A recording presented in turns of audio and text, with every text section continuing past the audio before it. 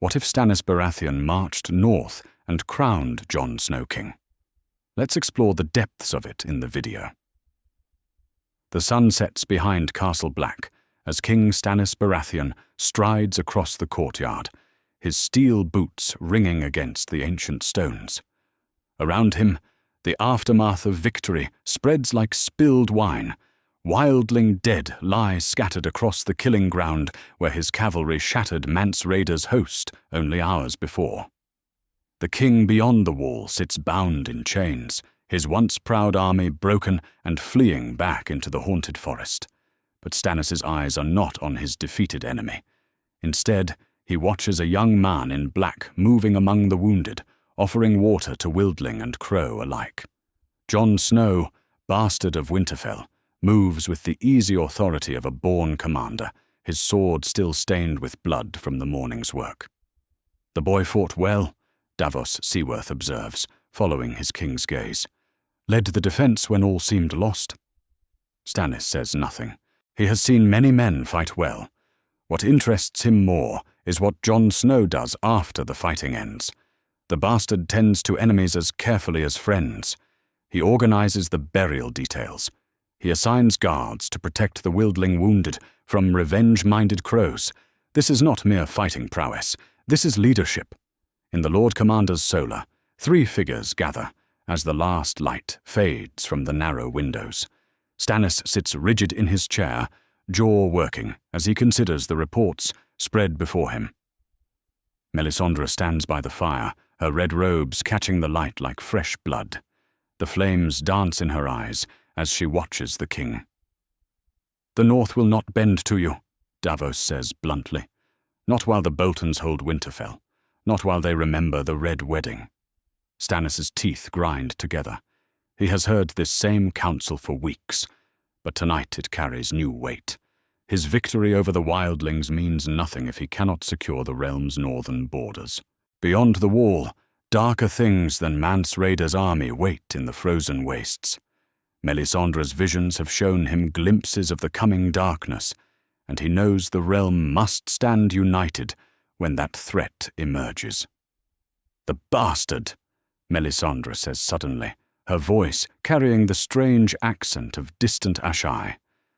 "The flames show me much about him." "Jon Snow is sworn to the Night's Watch," Stannis replies. "He cannot inherit lands or titles." "Can he not?" The Red Woman steps closer to the fire, and the flames seem to respond to her presence. The boy led the defense of this castle against 40,000 wildlings. Men twice his age follow his orders without question. When I look into the flames, I see a crown upon his brow. Davos shifts uncomfortably. The Night's Watch takes no part in the realm's quarrels. Their vows may be set aside in extraordinary circumstances, Stannis interrupts. His mind is already working, calculating advantages and disadvantages like a general planning a siege. If the realm itself is threatened... The king rises abruptly, moving to the window that overlooks the courtyard. Below, Jon Snow still moves among his men, checking the watch assignments for the night. Even in victory, the bastard takes no rest while his duty remains. This dedication resonates with Stannis, who has spent his entire life serving the realm, while more popular men claimed the glory. A legitimized bastard might unite some northern houses, Davos suggests carefully. Jon Stark, Lord of Winterfell, could rally the North against the Boltons. "Some houses," Stannis repeats, "but not all. The North remembers, Sir Davos. They remember that Robb Stark called himself king in the North. They remember that their independence was taken by force." His grey eyes fix on the bastard below. "They would follow a king of their own blood more readily than they would follow any southern lord, even a legitimized Stark." Melisandre's breath catches. "You speak of crowning him. I speak of necessity." Stannis turns from the window, his decision crystallizing with each word. The realm faces threats from beyond the wall that southern lords cannot comprehend. The North must be secured, unified, and prepared. Jon Snow has proven he can lead men in battle. More importantly, he has proven he can lead them in peace. The Watch will never release him, Davos protests.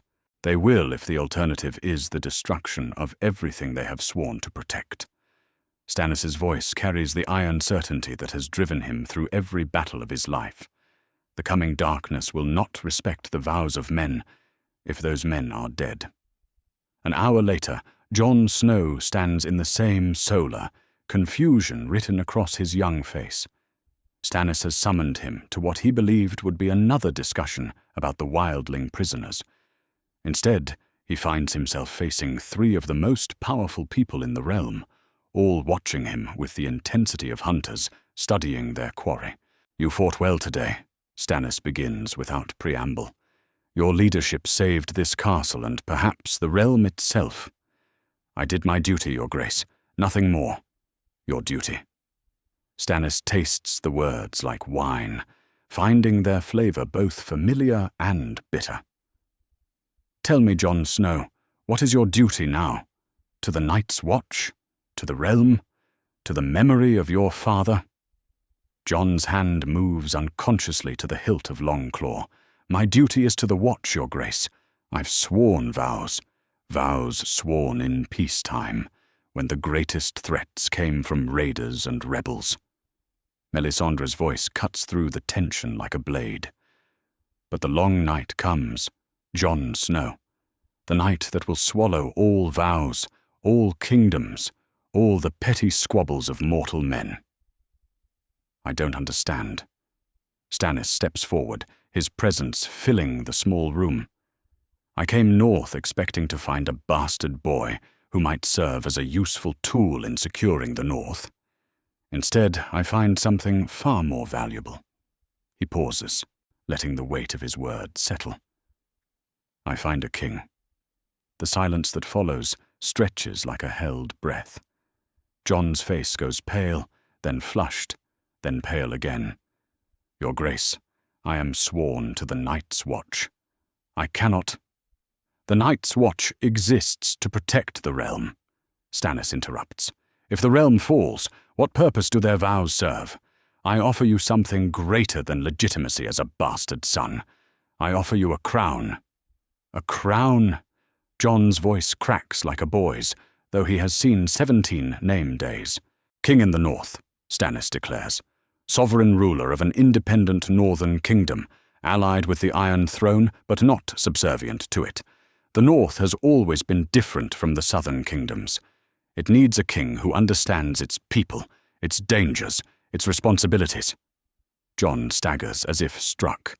"The Watch would never release me from my vows." "The Watch serves the realm above all else. When they understand what is coming, they will release you willingly." Stannis' eyes burn with fierce conviction. "The dead walk beyond the wall, Jon Snow. Ancient evils stir in the frozen wastes. The realm needs a guardian in the North, someone who understands both the political necessities of kingship and the supernatural threats that gather in the darkness." "You would have me abandon my brothers?" "I would have you save them. Save them. Save the North. Save the realm itself." Stannis moves to the window again, looking out at the wall of ice that towers above them. "The kings of winter ruled here for thousands of years before Aegon's conquest. Perhaps it is time for the North to have a king again." Jon follows his gaze to the wall, that massive barrier of ice and magic that has protected the realm since the dawn of history. In the moonlight, it seems to glow with its own cold radiance. Beyond it, the haunted forest stretches endlessly into darkness. "The men would follow you," Davos says quietly. "The wildlings respect strength, and you showed them strength today. The Night's Watch has seen you lead. The northern houses remember your father's honor." "This is not about honor," Stannis corrects. "This is about survival. The dead are coming, Jon Snow. When they arrive, the realm must be ready. A divided north cannot stand against what is coming, but a united kingdom, led by a king who understands the true threats, might have a chance. For a moment, Jon sees it. He sees himself crowned in the God's Wood of Winterfell, banners of the White Wolf flying above the ancient seat of his father's house. He sees northern lords kneeling before him, not as Ned Stark's bastard, but as their rightful king. He sees armies gathering to face the darkness, united under his command. Then he remembers his vows. "I cannot," he whispers. "You can," Melisandre says, and her voice carries strange harmonics that seem to echo from the flames themselves. "The flames show me your destiny, Jon Snow. You were born to be more than a bastard, more than a steward in black. You were born to be a king." Stannis places a hand on Jon's shoulder, and the touch burns like ice. "I am not asking you to break your vows lightly. I am asking you to transcend them for a higher purpose. The realm needs the Night's Watch, but it needs a northern king more." Outside, a horn sounds 3 long notes, wildlings returning from the forest, seeking shelter and mercy from their new captors. Jon hears them calling out in the old tongue, their voices carrying across the cold night air. These are the people he fought against this morning. By tomorrow, they might be his subjects. "If I were to accept," Jon says slowly, "what assurance would I have that the North would follow me? I am still a bastard, whatever crown you might place upon my head." "The North will follow strength," Stannis replies. "They will follow justice. They will follow a king who puts their needs before his own glory." His grey eyes meet Jon's dark ones. "You have already proven yourself in all these things. The crown will simply make it official." Jon turns to the window, looking out at Castle Black's courtyard, where his sworn brothers continue their eternal watch. In a few hours they will gather to elect a new Lord Commander. He knows they mean to choose him, and the weight of that responsibility sits heavy on his shoulders. But the weight of a crown would be heavier still. "The ceremony would be here?" he asks. "At dawn," Stannis confirms, "before the old gods and the new, with the Night's Watch as witnesses. Let them release you from your vows willingly, and take new ones as king in the north." Jon closes his eyes and sees his father's face, stern and kind, and forever marked by the burdens of honor. Ned Stark died because he chose duty over pragmatism, truth over survival. His son faces a different choice, but one no less crucial. When he opens his eyes again, they burn with new resolve. "Then let us crown a king," Jon Snow says, and with those words, the fate of the 7 kingdoms shifts like ice, cracking on a spring river. Dawn comes cold and grey to Castle Black, but the courtyard burns with the light of 100 torches. Men gather in the pale morning light, their breath steaming in the frigid air. Wildlings and crows stand side by side, united by the strange circumstances that have brought them to this moment. At the center of it all, a makeshift throne sits before the ancient weirwood that has watched over this place since the dawn of days. Jon Snow kneels in the frost-covered earth, still wearing the black of the Night's Watch. Around his shoulders, a cloak of white wolf fur waits to replace the raven feathers of his order. Stannis Baratheon stands above him, a simple crown of iron and sapphires in his hands. The metal gleams dull in the torchlight, ancient and austere, like the man who holds it. "Do you, Jon Snow, bastard of Winterfell, swear before the old gods and the new to rule the north with justice and wisdom?" Stannis' voice carries across the silent courtyard, like steel ringing on steel. "I do," Jon replies, and his voice does not shake. "Do you swear to protect the realm from all enemies, living and dead, mortal and otherwise?" "I do." "Then rise, Jon Stark, first of his name, king in the north." The crown settles on Jon's brow with surprising weight. Around him, Men drop to their knees. Wildlings who fought against him yesterday bow their heads in submission. Night's Watch brothers who trained beside him for years kneel as they would before any king. Even Samwell Tarly, tears streaming down his round face, lowers himself to the frozen ground, but not all kneel willingly. "This is madness," Sir Alistair Thorne mutters from the edge of the crowd, his scarred face twisted in disgust. The boy is forsworn. He breaks sacred vows for the promise of a crown. Jon hears the words but does not turn to face his former master-at-arms. The weight of the crown seems to press down not just on his skull, but on his entire soul. He thinks of the vows he spoke in this very godswood, of the brothers who died believing in those words. The price of kingship, he realizes, is not just the burden of command. It is the knowledge that every choice carries consequences that ripple far beyond his own life. "Rise," he says, and his voice carries new authority. "All of you, rise. We have work to do." In the hours that follow, ravens take wing from Castle Black's rookery. Dark birds carrying dark tidings spread across the Seven Kingdoms like seeds on the wind. Each message bears the same stunning news. The North has a king again, and his name is Stark. Maester Aemon oversees the sending of the ravens, his blind eyes weeping as he dictates the messages. The old man has served the realm for longer than anyone can remember, and he understands the weight of this moment better than most. "To the lords of the North," he dictates to his steward, "let it be known that Jon Stark, true-born son of Lord Eddard Stark, has been crowned king in the North by right of blood and conquest. All loyal houses are commanded to acknowledge their sovereign and prepare for the trials ahead. The king's peace is declared for all who bend the knee. Death awaits those who do not." The steward's hand trembles as he writes. "Maester, should we not say bastard son? Jon Snow has never been legitimized. He has now," Aemon replies softly. "Kings have the power to legitimize, and Stannis Baratheon remains a king, whatever else may be true.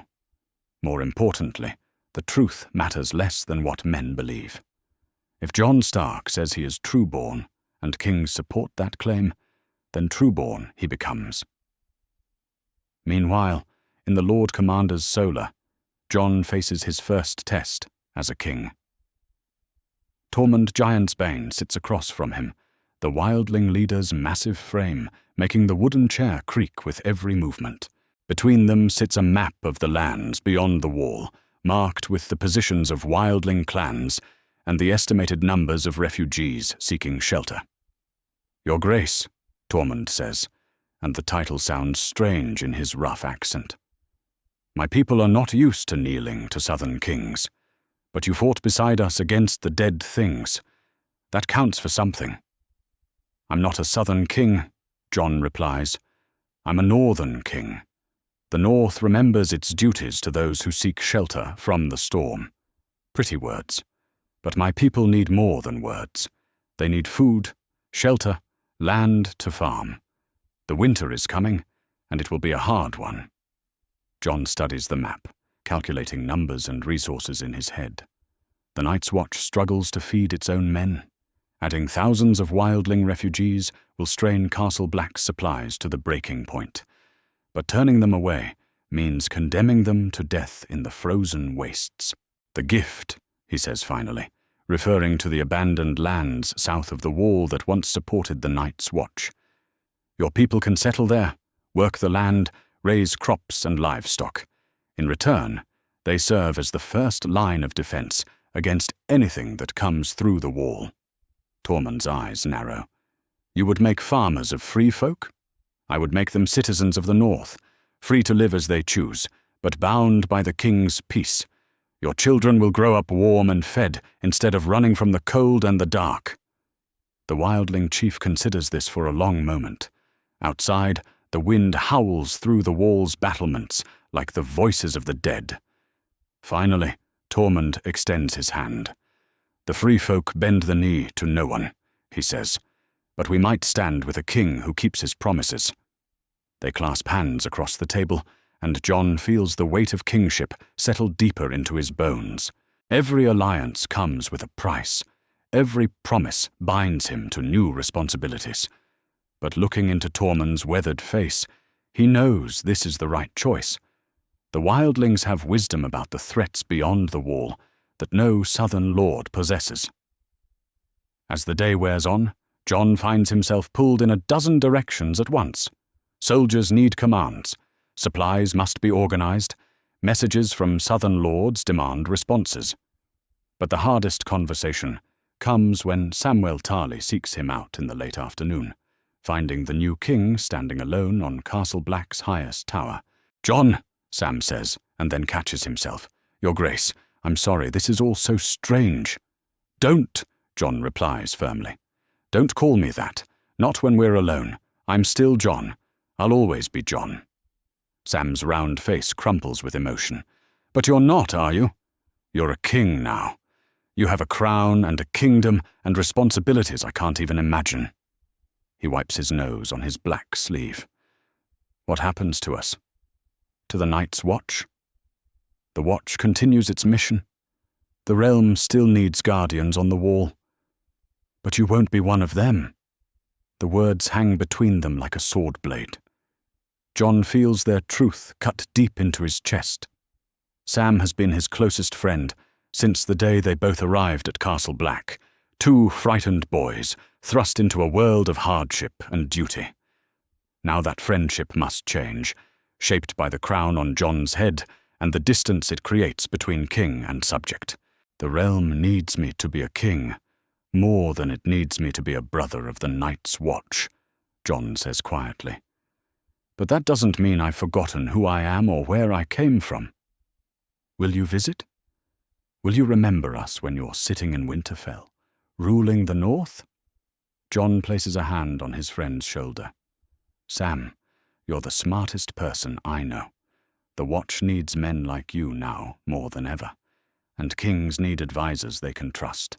There will always be a place for you at my court if you want it. I'm sworn to the Watch. Vows can be set aside when the realm's need is great. Think about it." As the sun sets behind the western mountains, Jon finds himself drawn to the Godswood one last time. Here, beneath the bone-white branches of the ancient heart tree, he spoke his first vows to the Night's Watch. Now he must speak to the old gods about the new path that stretches before him. The weirwood's carved face seems to watch him with knowing eyes. Red sap leaks from the carved mouth like tears of blood, and Jon finds himself wondering if the tree weeps for him or for the choices yet to come. "I don't know if I can do this," he whispers to the silent wood. "I don't know how to be a king." The wind sighs through the branches, but the gods offer no answer. They never do. Jon learned long ago that men must find their own way through the darkness, guided only by their conscience and the examples of those who came before. He thinks of his father, Ned Stark, who ruled with honor and justice until honor and justice destroyed him. He thinks of Robert Baratheon, who won a crown but lost himself in wine and war. He thinks of Joffrey, who inherited power but never learned wisdom.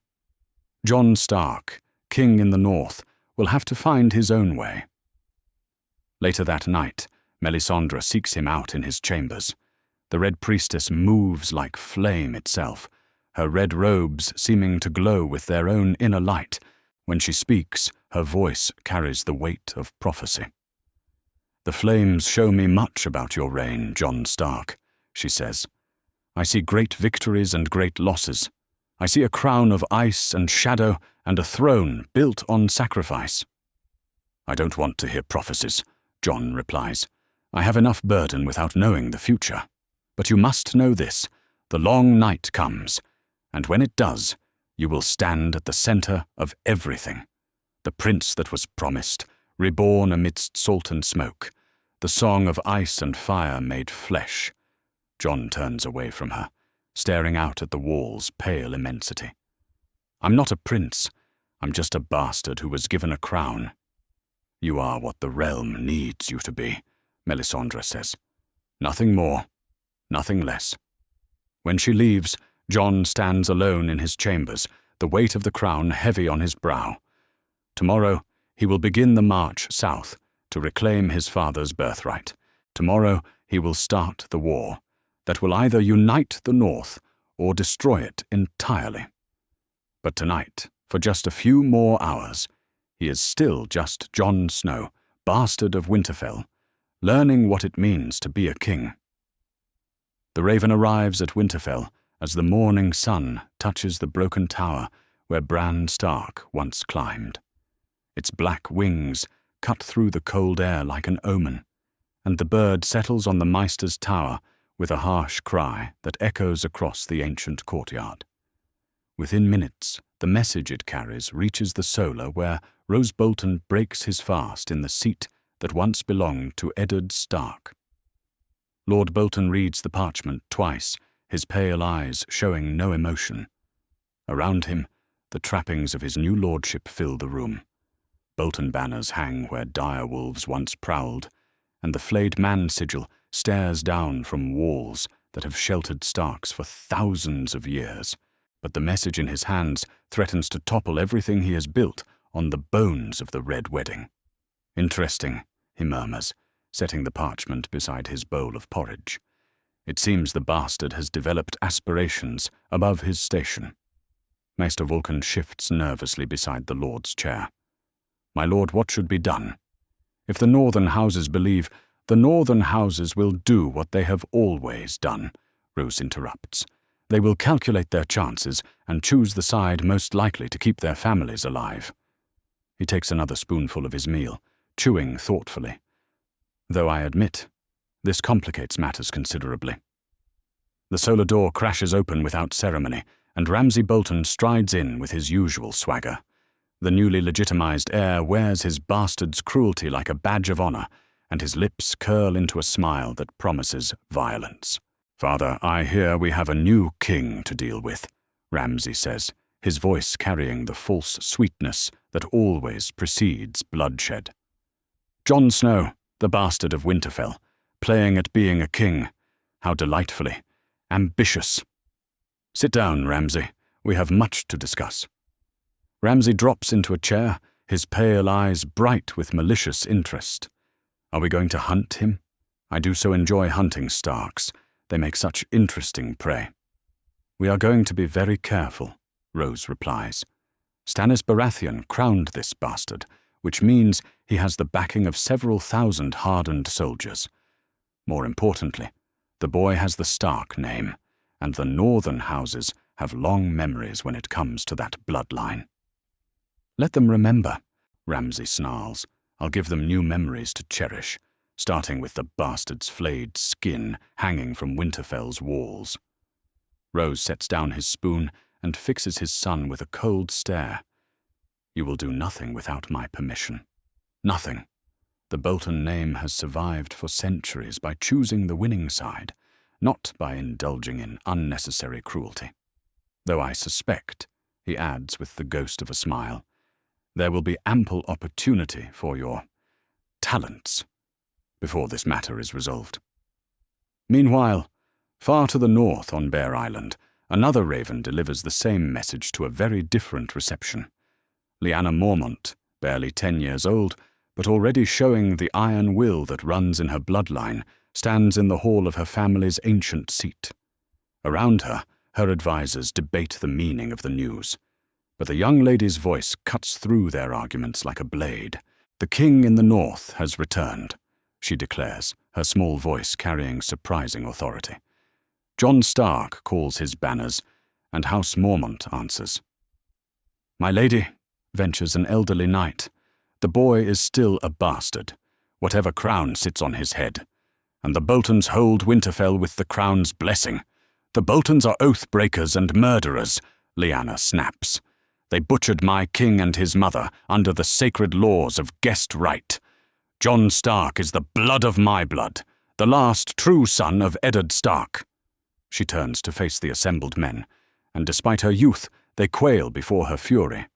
House Mormont has served House Stark for 1,000 years. We will not stop now because southern lords have grown comfortable with treachery. The knight tries again. The practical concerns, my lady? The practical concern is that winter is coming, and when the snows fall and the winds blow, the lone wolf dies, but the pack survives. Lyanna's eyes blaze with conviction. We stand with the Starks. We have always stood with the Starks. Send word to Bear Island's sworn swords. We march for the king in the north. At the last hearth, seat of House Umber, the debate takes a different tone. Small John Umber paces before the great hearth that gives his family's castle its name, his massive frame casting long shadows on the stone walls. Around him, his bannermen argue with the passion of men whose lives hang in the balance. The boy has no army beyond Stannis' southerners and a handful of wildlings, argues one lord. The Boltons can field twice their numbers. The Boltons murdered our rightful king, growls another. My sons died fighting for Robb Stark. Their blood demands vengeance. Small John raises his hand, and silence falls over the hall. The bastard was always a good lad, he says slowly. Fought well in the war, treated his men fairly. But being a good lad and being a king are different things entirely. He has Stark blood, offers a younger voice. Bastard's blood, Small John corrects. Though I'll grant that Bastard's blood runs truer than Bolton blood. He stares into the flames for a long moment, weighing loyalty against survival. The question is not whether Jon Snow deserves a crown. The question is whether he can keep it. Then we wait, asks one of his captains. We wait, Small John agrees. Let others spend their blood testing this new king's strength. House Umber will choose when the outcome becomes clear. But not all northern houses wrestle with such uncertainty.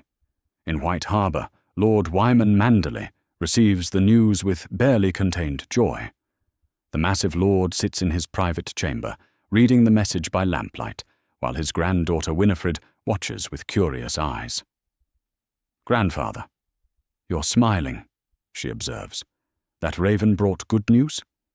The best news I've heard in years, child, Wyman replies, his voice rich with satisfaction. It seems the gods have a sense of justice, after all. He thinks of his son, Wendell, butchered at the Red Wedding alongside his king. He remembers the humiliation of bending the knee to Rose Bolton, swearing false oaths while planning revenge. The Manderleys have waited patiently for their chance to strike back against the men who murdered their kin. Send word to our most trusted captains, he tells his steward, quietly. No ravens, only riders we can trust absolutely. Tell them to begin gathering supplies and weapons. We may have need of them soon. Should I mention the new king? Not yet, but let them know that the tide is turning, and Lord Manderley remembers his debts. North of Winterfell, at Deepwood Motte, Galbart Glover faces his own choice. The Ironborn have been driven from his lands, but the scars of their occupation remain. His people have suffered enough violence, and the prospect of more war fills him with dread. The Starks were good lords, he tells his brother, but they're gone now, and the living must make peace with that reality. Jon Stark lives, his brother argues. The last son of Eddard Stark calls for our aid. A bastard son with a bastard's claim, Galbart replies wearily. I've seen enough war, brother. Our people need peace, not another doomed rebellion. And if he wins, if this bastard king proves stronger than the Boltons? Galbart stares out at his war-torn lands, calculating risks and rewards like a merchant weighing gold. Then we'll bend the knee and beg his forgiveness. But until that day comes, House Glover keeps its own counsel. Back at Castle Black, Jon Stark stands in the same solar where he was offered his crown, now studying maps with the intensity of a man who understands that every decision carries the weight of kingdoms. Stannis Baratheon sits across from him, their earlier tension replaced by the focused cooperation of generals planning a campaign. The responses will be mixed, Jon says. placing carved wooden pieces on the map to represent the various northern houses. Some will rally immediately, others will wait to see which way the wind blows. The key is convincing enough houses to join us before the Boltons can consolidate their position. Speed favors us, Stannis agrees. Strike quickly, before they can call in their southern allies. The longer we delay, the more time they have to prepare. But we can't move so quickly that we outrun our supplies or leave potential enemies in our rear, Jon counters. He points to several locations on the map. The Umbers control the crossings here. The Glovers hold the roads here. If they oppose us, we'll be fighting uphill battles all the way to Winterfell. Stannis nods approvingly. You think like a commander, not just a king. That will serve you well in the battles to come. The battles to come, Jon repeats softly, and the weight of those words settles over him like armor. Somewhere out there, in castles and holdfasts across the north, men are making choices that will determine the fate of his fledgling kingdom. Some will stand with him, others against him, and many will simply try to survive the storm that approaches. A soft knock interrupts his thoughts.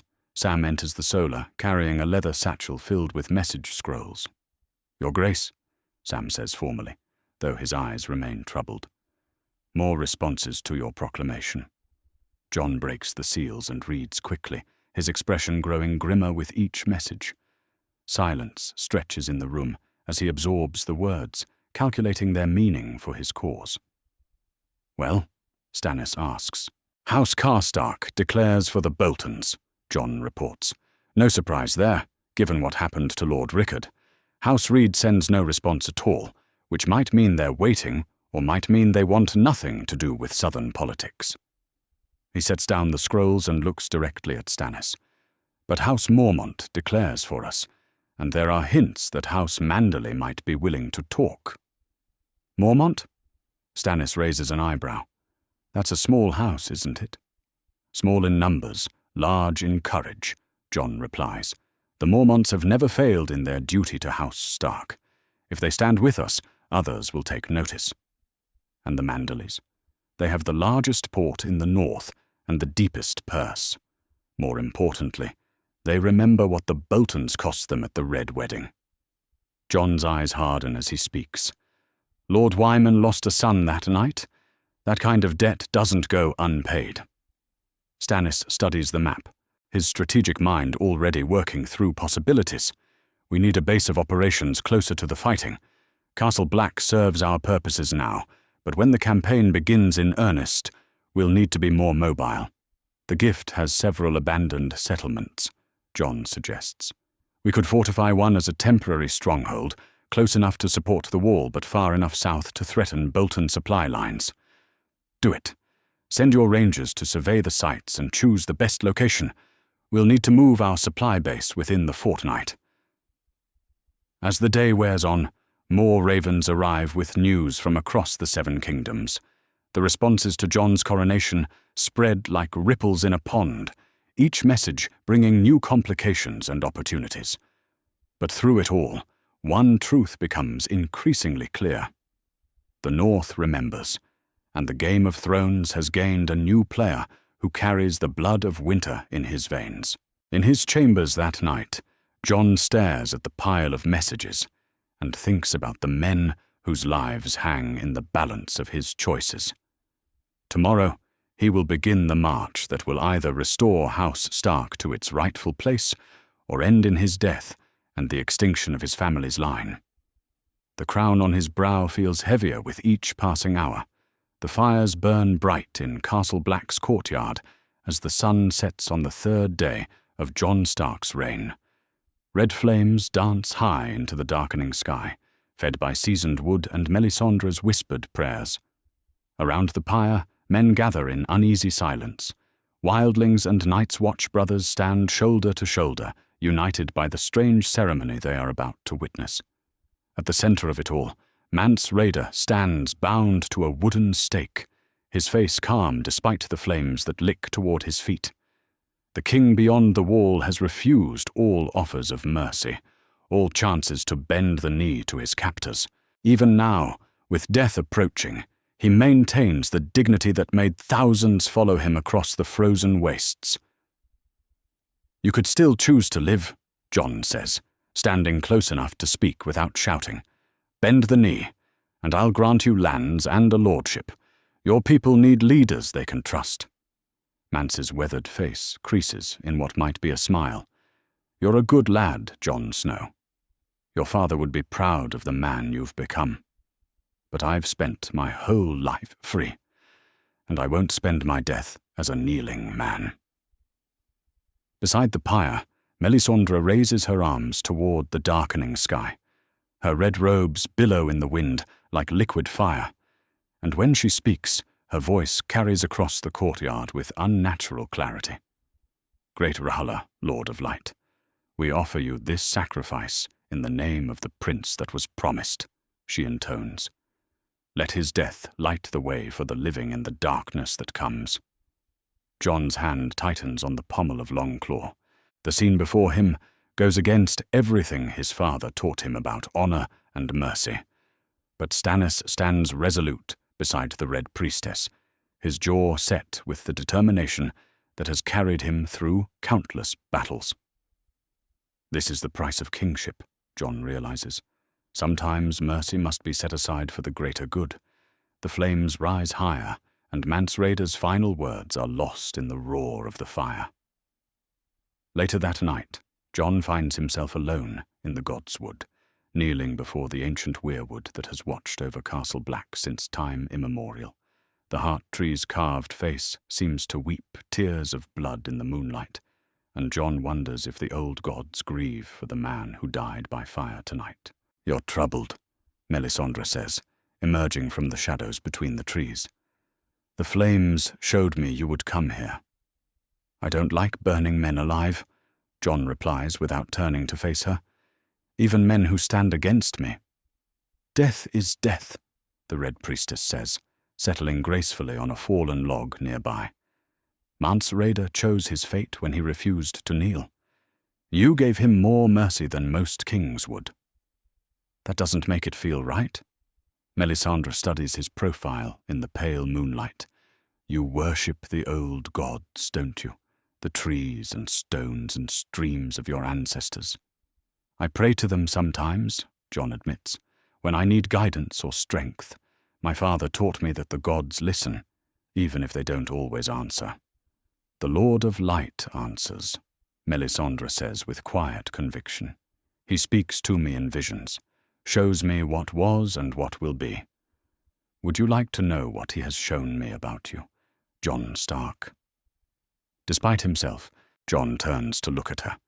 The Red Priestess's eyes seem to glow with their own inner fire, and when she speaks, her words carry the weight of prophecy.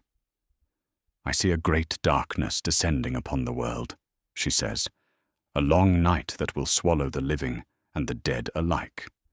In that darkness, the Lord of Light will choose his champion, and that champion will stand between the realm and its destruction. And you think that champion is me?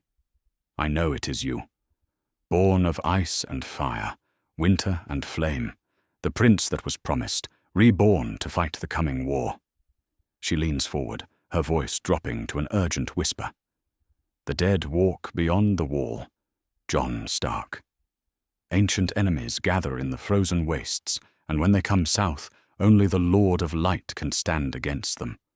Jon stares at her, searching her face for signs of madness or deception. But Melisandre's eyes burn with absolute certainty, and despite his skepticism, he feels a chill that has nothing to do with the northern wind. "Stannis believes your visions?" Stannis serves the realm above all else, even his own comfort. He knows that the Iron Throne means nothing if there is no realm left to rule. Melisandre's gaze never wavers. "Just as you know that the North means nothing if everyone in it dies screaming in the darkness." "What would you have me do?" "What you are already doing. Unite the North, gather your armies, prepare for the war to come. But when the time arrives, when the true enemy shows itself, you must be ready to set aside the old gods and embrace the light." John turns back to the weirwood, its ancient face carved with the wisdom of ages. The old gods have guided House Stark for 8,000 years. I won't abandon them for southern promises. Even if those promises are the realm's only hope. Especially then. Melisandre sighs, a sound like wind through dying embers. Faith is not about abandoning what you believe, Jon Stark. It is about accepting that some truths are larger than our understanding. The Lord of Light does not ask you to forget your fathers. He asks you to save your children. The next morning brings new challenges to the young king's court. In the Lord Commander's solar, Jon meets with Stannis and his advisors to discuss the delicate matter of the wildling prisoners. Nearly 3,000 free folk remain in Castle Black's custody, their fate hanging on his next words. They fought against us, Sir Davos points out reasonably. By all rights, they should face execution or slavery. They fought for their freedom and their families, Jon counters. The same things any of us would fight for. Executing them serves no purpose beyond satisfying our desire for revenge. Stannis leans back in his chair, studying the young king with calculating eyes. What do you propose? Full pardons for any who swear allegiance to the crown. They can settle in the gift, work the abandoned lands, serve as a buffer between the wall and any future threats from beyond. You would trust them so quickly? I would give them reason to be trustworthy. Tormund has already agreed to speak for his people. If we show mercy now, they'll remember it when the real enemy comes calling. The real enemy, Stannis repeats. You speak as if you believe Melisandre's visions. Jon considers his words carefully. I believe there are threats beyond the wall that we don't fully understand. The Night's Watch has fought things that shouldn't exist, seen signs that suggest the old stories might have more truth than we'd like to admit. Whether that makes me the Prince of Prophecy, I don't know. But it makes me careful. Careful is good, Stannis agrees. Reckless kings die young, and dead kings help no one. He drums his fingers on the table for a moment before nodding. Very well. Grant your pardons, but they swear allegiance to you personally, not just to the realm. Make their loyalty a matter of personal honor. Agreed. As the meeting breaks up, Jon finds himself walking the battlements with Samwell Tarly, watching the organized chaos of the courtyard below.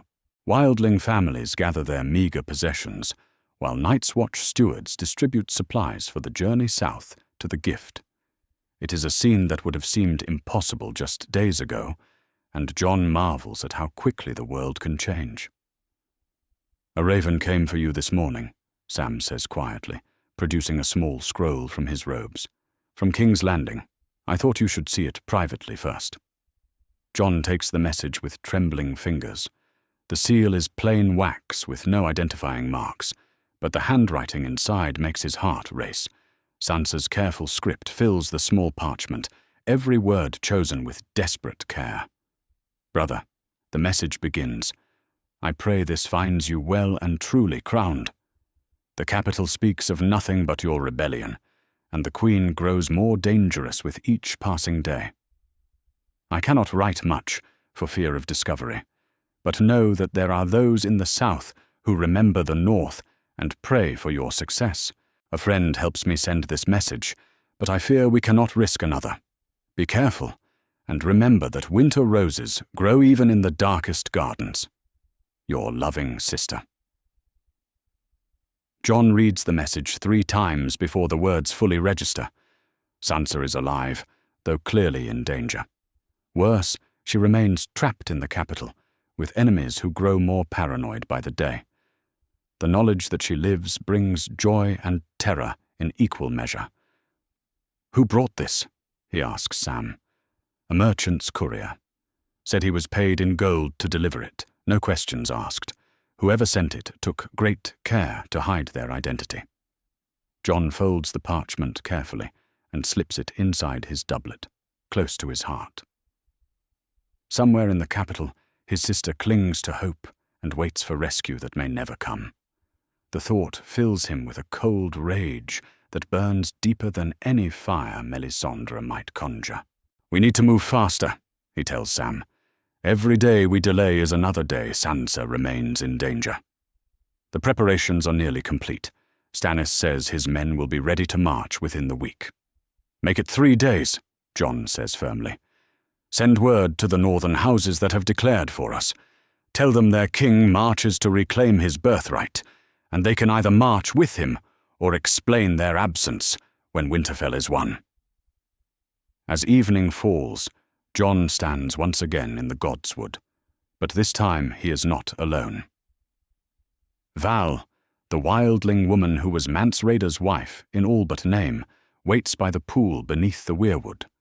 Her golden hair gleams in the starlight, and her blue eyes hold depths of sorrow that Jon recognizes all too well. "You spared my people," she says without preamble. "Mance always said you were different from the other crows. Your people deserve a chance to live free from the threats beyond the wall," Jon replies. That's what Mance was fighting for, wasn't it?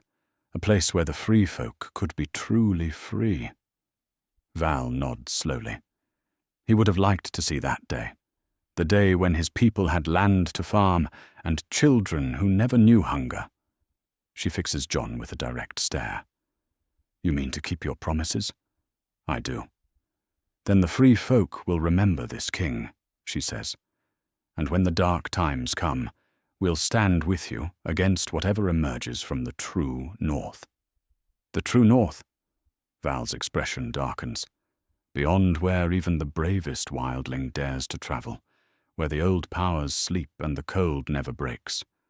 Mance knew stories about what waits in that darkness, and those stories would freeze the blood of southern lords." She steps closer, her voice dropping to an urgent whisper. "The dead don't stay dead in those places, Jon Stark, and when winter truly comes, they'll come with it."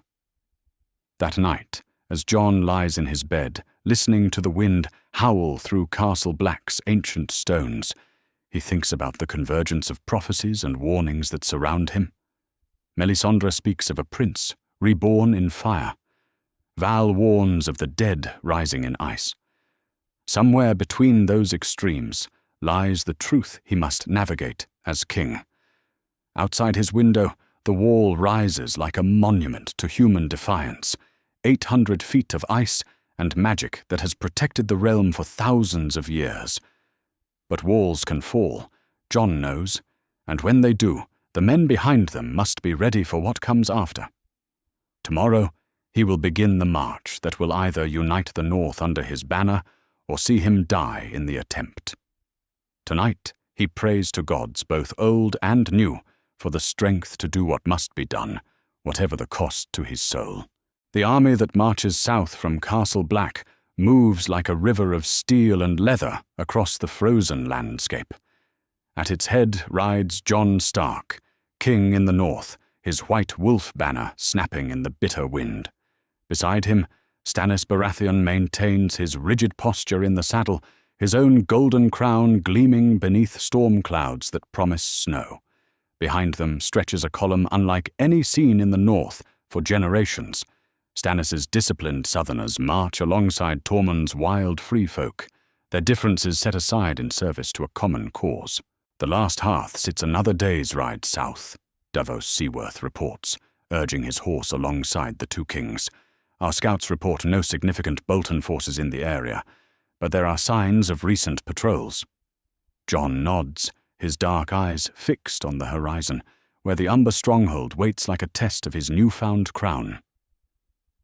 The Umbers have served House Stark for 1,000 years, but they've also lost their lord to Bolton treachery. Small Jon will be cautious. "Cautious is one word for it," Stannis observes dryly. "Another word might be self-serving.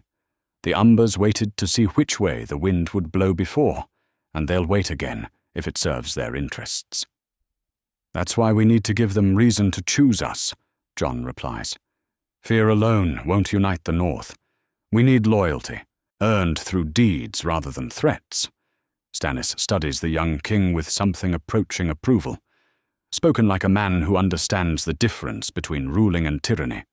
Your father would be proud." The conversation is interrupted by a commotion from the column's flanks. Outriders come galloping back toward the main force, their horses lathered with sweat despite the cold. Their leader, a grizzled ranger named Corin, reins in before the kings with urgent news. "Bolton scouts, Your Grace," he reports breathlessly. 24 men, maybe more. They were watching our approach from the ridge line to the east. "Were?" Jon asks pointedly.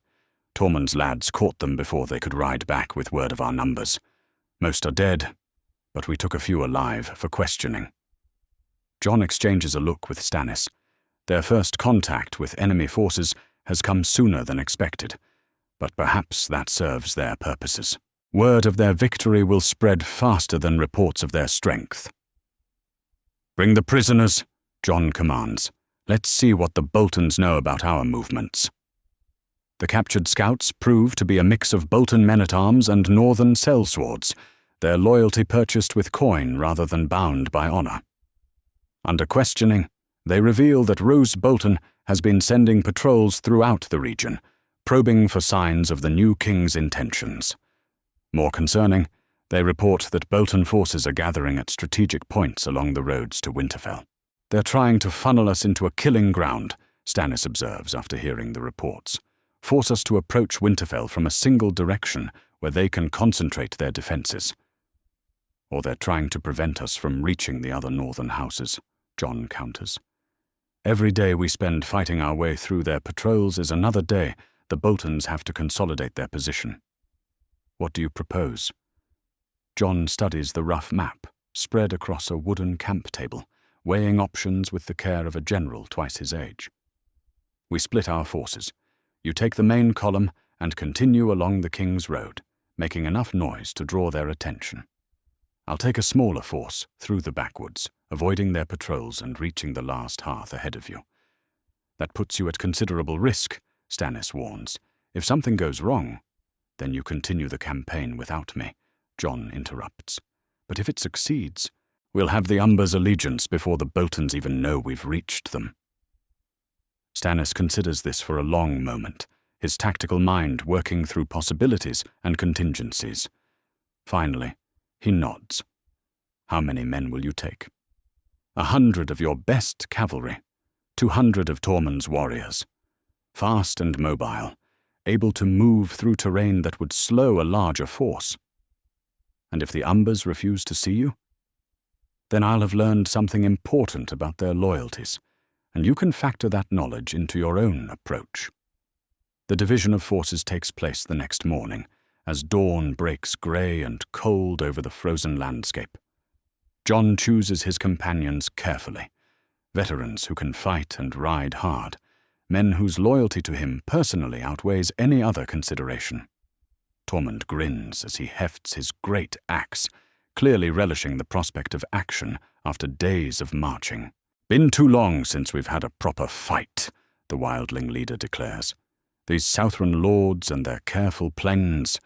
Sometimes a man just needs to hit something with an axe until it stops moving." "Let's hope it doesn't come to that," Jon replies, though he checks the edge on Longclaw out of habit. "The goal is to win the Umbers as allies, not enemies." "Aye, but if they choose to be enemies, we'll be ready for them."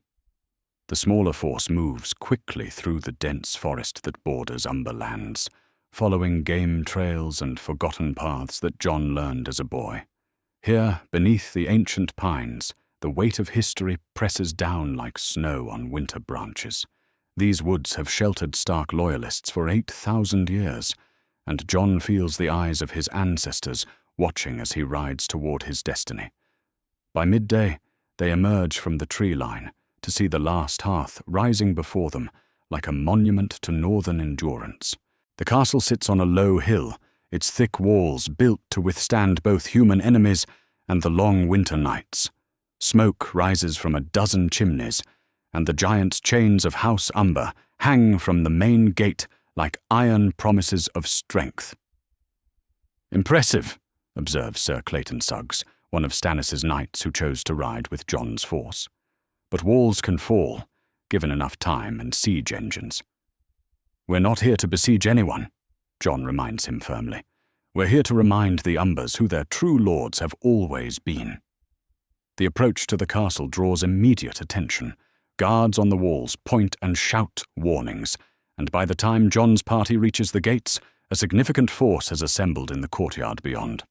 At their head stands small Jon Umber, the great Jon's eldest son, his massive frame making even his fellow giants look small by comparison. "Jon Snow," the small Jon calls out as the gates open, his voice carrying across the distance between them. Or should I say, Jon Stark, king in the north. The ravens brought interesting news from Castle Black. Jon rides forward alone, leaving his escort behind as a gesture of trust. "Small Jon," he replies formally. "I come seeking the counsel of House Umber and hoping to renew the bonds between our houses." "Bonds?" the small Jon repeats, and there's an edge to his voice that wasn't there before. "My father formed bonds with your brother, and look where that led. The great Jon sits in a Frey dungeon, while his lands are threatened by pretender kings and bastard boys with crowns." The insult hangs in the air like a blade, and Jon feels his escort tense behind him. But he forces himself to remain calm, recognizing the test for what it is. The small Jon is probing for weakness, looking for signs that this new king is nothing more than a boy playing at war. "Your father was loyal to his rightful king, and that loyalty was repaid with treachery," Jon says quietly. "The Red Wedding was an affront to every law of gods and men. But the men responsible for that crime still hold power in the north, and they'll continue to hold it unless we act. And what would you have House Umber do? March our remaining men to war against enemies who have already proven they'll murder guests at their own table?" Jon dismounts and approaches the small Jon on foot, removing his gloves to show empty hands. "I would have House Umber remember who they are. You are the shields of the north, the guardians of the last hearth. For 1,000 years, Umbers and Starks have stood together against every threat this land has faced. Pretty words, the small Jon says, but words won't free my father or bring back my dead brothers. No, but actions might, Jon replies. Help me unite the north, and when we march on the twins to free the great Jon, House Umber will ride at my side." The offer seems to catch the small Jon off guard. For a moment, his hostile facade cracks, revealing the pain and uncertainty beneath. The loss of his father and brothers at the Red Wedding has clearly taken its toll, leaving him to lead a diminished house in increasingly dangerous times. "You would attack the twins?" he asks slowly. "I would see justice done for every crime committed at that cursed wedding," Jon declares. "The Freys will answer for their treachery, and every lord taken prisoner that night will be freed or avenged." Behind Jon, Tormund shifts restlessly in his saddle. The wildling leader has little patience for the elaborate courtesies of southern politics, but he understands the importance of this moment. If the Umbers join their cause, other northern houses will follow. If they refuse, the road to Winterfell becomes significantly more difficult. "What of the Boltons?"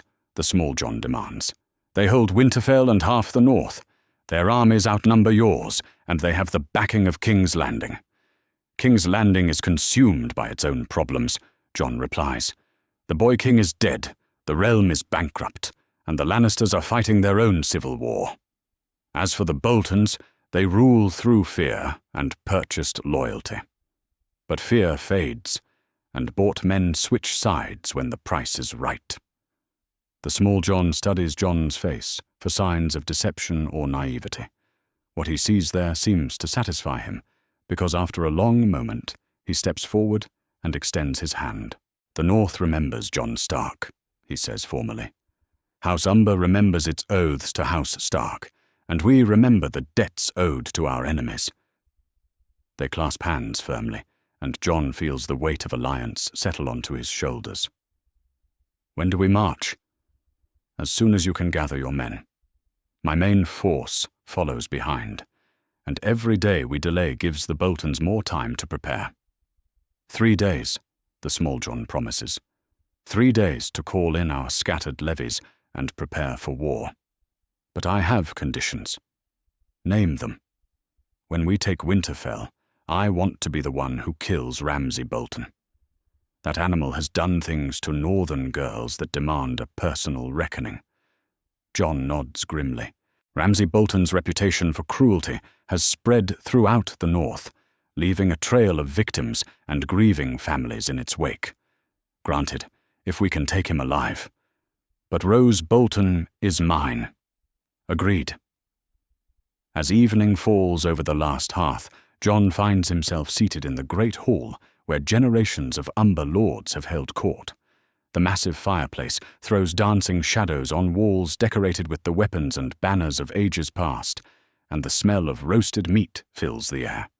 Around the long table, Umber captains and Jon's chosen companions share food and war stories, the beginnings of the bonds that will carry them through the battles ahead. The small Jon raises his horn of ale high, his voice booming across the hall. To Jon Stark, King in the North, to the restoration of House Stark and the destruction of House Bolton. The toast echoes from 100 throats, wildling and Northmen alike. Outside, snow begins to fall, the first flakes of what promises to be a long and bitter winter. But inside the last hearth, warmed by fire and fellowship, Jon feels a spark of hope that has been absent since his father's death. The road to Winterfell remains long and dangerous, but for the first time since accepting his crown, Jon begins to believe it might actually be possible to reclaim his birthright. The North remembers, and soon the Boltons will learn what that truly means. Tomorrow, the war for the North begins in earnest. The ancient towers of Deepwood Motte rise through the morning mist like the bones of some great beast, their wooden walls darkened by years of iron-born occupation. Below the fortress, in the shadow of the pine forests that give the castle its name, Jon Stark studies the stronghold through a brass spyglass, while his army assembles in the pre-dawn darkness. Beside him, Stannis Baratheon traces fortification lines on a rough map, his tactical mind already working through the complexities of the assault to come. The Ironborn have strengthened the walls, Jon observes, lowering the spyglass. But they've built for raids, not sieges. Those wooden palisades won't hold against a determined attack. The question is how many men they have inside, Stannis replies. Ironborn fight like devils when cornered, and they know there's no retreat from this position. From the forest edge, Galbart Glover approaches with the quiet step of a man who knows these lands like his own skin. The rightful lord of Deepwood Motte has spent months in exile, watching his ancestral seat held by foreign raiders, and his weathered face shows the strain of that bitter vigil. 200 men, maybe 250, he reports. Mostly Ironborn veterans, but some thralls they've pressed into service. Asha Greyjoy commands them personally. Jon raises an eyebrow. The Kraken's daughter holds your castle? Aye, and she's no soft southern maid, Galbart warns. Asha Greyjoy has more iron in her spine than most men have in their swords. She won't surrender easily. Then we won't ask her to, Jon declares, his voice carrying the cold authority that has grown with each passing day of his reign. Signal the attack. The assault on Deepwood Motte begins with the howl of northern war horns echoing through the forest.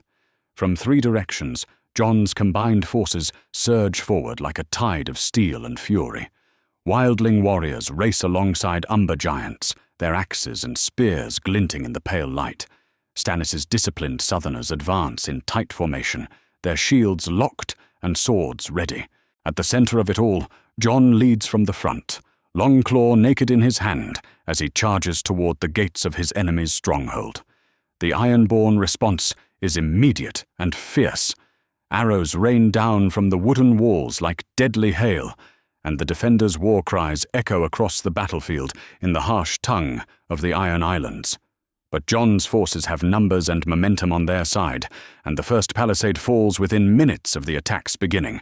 With me, Jon shouts, his voice cutting through the chaos of battle. He leaps over the splintered logs of the outer wall, Longclaw sweeping in deadly arcs that clear a path through the ironborn defenders. Around him, his men pour through the breach like water through a broken dam, their king's example driving them forward with irresistible force. Tormund Giantsbane fights at Jon's left shoulder, his great axe splitting shields and skulls with equal ease. "This is what I call a proper fight!" the wildling leader roars, blood streaming from a cut on his forehead. "None of that standing around talking like southern lords." To Jon's right, Small Jon Umber wields his massive sword like a scythe, cutting down Ironborn with methodical precision. The giant Northman moves with surprising grace for his size, each stroke calculated to maximum effect. "For the Great Jon!" he bellows, his voice carrying across the battlefield. "For House Stark!" The cry is taken up by 100 throats, then 200, then 500. "Stark! Stark! Stark!" The name echoes off the wooden walls like thunder, and Jon feels the weight of generations pressing down on his shoulders. This is what it means to be a king, he realizes. To be the focal point around which other men rally, the symbol that gives meaning to their sacrifice. The fighting intensifies as they push deeper into the castle's defenses. Ironborn defenders make their stand at the second wall, their shields forming a bristling line of steel that stops the initial assault cold. For a moment, the battle hangs in the balance, as arrows and spears fill the air above the struggling masses of men. Then, Stannis Baratheon's southern cavalry strikes the Ironborn flank like a hammer blow. The disciplined charge shatters the shield wall and sends the defenders reeling backward in confusion. Jon seizes the moment, leading his men through the gap with the precision of a blade finding its mark. "The keep!" he shouts, pointing toward the central tower where Asher Greyjoy's Kraken banner still flies defiantly. "Take the keep!" The final assault on Deepwood Motte's heart proves to be the bloodiest fighting of the day. The Ironborn make their last stand in the tower's great hall, their backs to the wall and death in their eyes. Asher Greyjoy stands at their center, her axe dripping red as she cuts down any who come too close. Even in defeat, she maintains the fierce dignity that has made her a legend among her people. Jon reaches the hall's entrance, just as one of his men falls to Asher's blade. The Ironborn princess turns to face him, her dark eyes blazing with defiance, despite the hopelessness of her position. Blood streaks her face, and her armor bears a dozen dents, but she stands ready for one final fight. "Jon Stark," she says, her voice carrying clearly across the sudden hush that falls over the hall. "The bastard who would be king. I wondered when we would meet." "Lady Asher," Jon replies formally, lowering Longclaw but not sheathing it. "Yield now, and I'll spare the lives of your remaining men." "Ironborn don't yield," she snarls. "We fight until the sea claims us." "Then you'll die for nothing," Jon says quietly. "Your men are dead or dying, your ships are burned, and your father's rebellion is broken. What honor is there in throwing away the lives of the few who remain?" For a moment, uncertainty flickers in Asher's eyes. Around her, the surviving Ironborn watch their commander with desperate hope, knowing that her next words will determine whether they see another sunset. The weight of their lives presses down on her shoulders like the depth of the sea itself. "What terms?" she asks finally. "Surrender unconditionally, and you'll be treated as prisoners of war rather than pirates," Jon offers. "Your men will be fed and housed until arrangements can be made for their return to the Iron Islands." "And myself?" Jon studies her face, seeing not just the enemy commander, but the woman beneath the armor. Asher Greyjoy has fought with courage and honor, even in service to a lost cause. That deserves recognition, even from an enemy. "You'll be my guest until this war is finished," he says formally, "held in comfort but under guard, as befits your rank." Asher looks around the hall one final time, taking in the faces of her surviving warriors. Then, with visible reluctance, she sets down her axe and steps forward. "I yield," she declares, and the words echo through the hall like the closing of a tomb. In the aftermath of victory, Jon stands on the walls of Deepwood Motte, watching his men tend to the wounded and secure their prize. The casualty count is lighter than he feared, perhaps 50 dead and twice that wounded. But each loss weighs heavily on his conscience. These men died following his banner, trusting in his judgment, and their blood is on his hands regardless of the justness of the cause. A clean victory, Stannis observes, joining him on the ramparts. Your men fought well. They fought for something they believed in, Jon replies. That makes all the difference. Below in the courtyard, Galbart Glover kneels before his restored keep, tears streaming down his weathered face as he touches the stones of his ancestral home.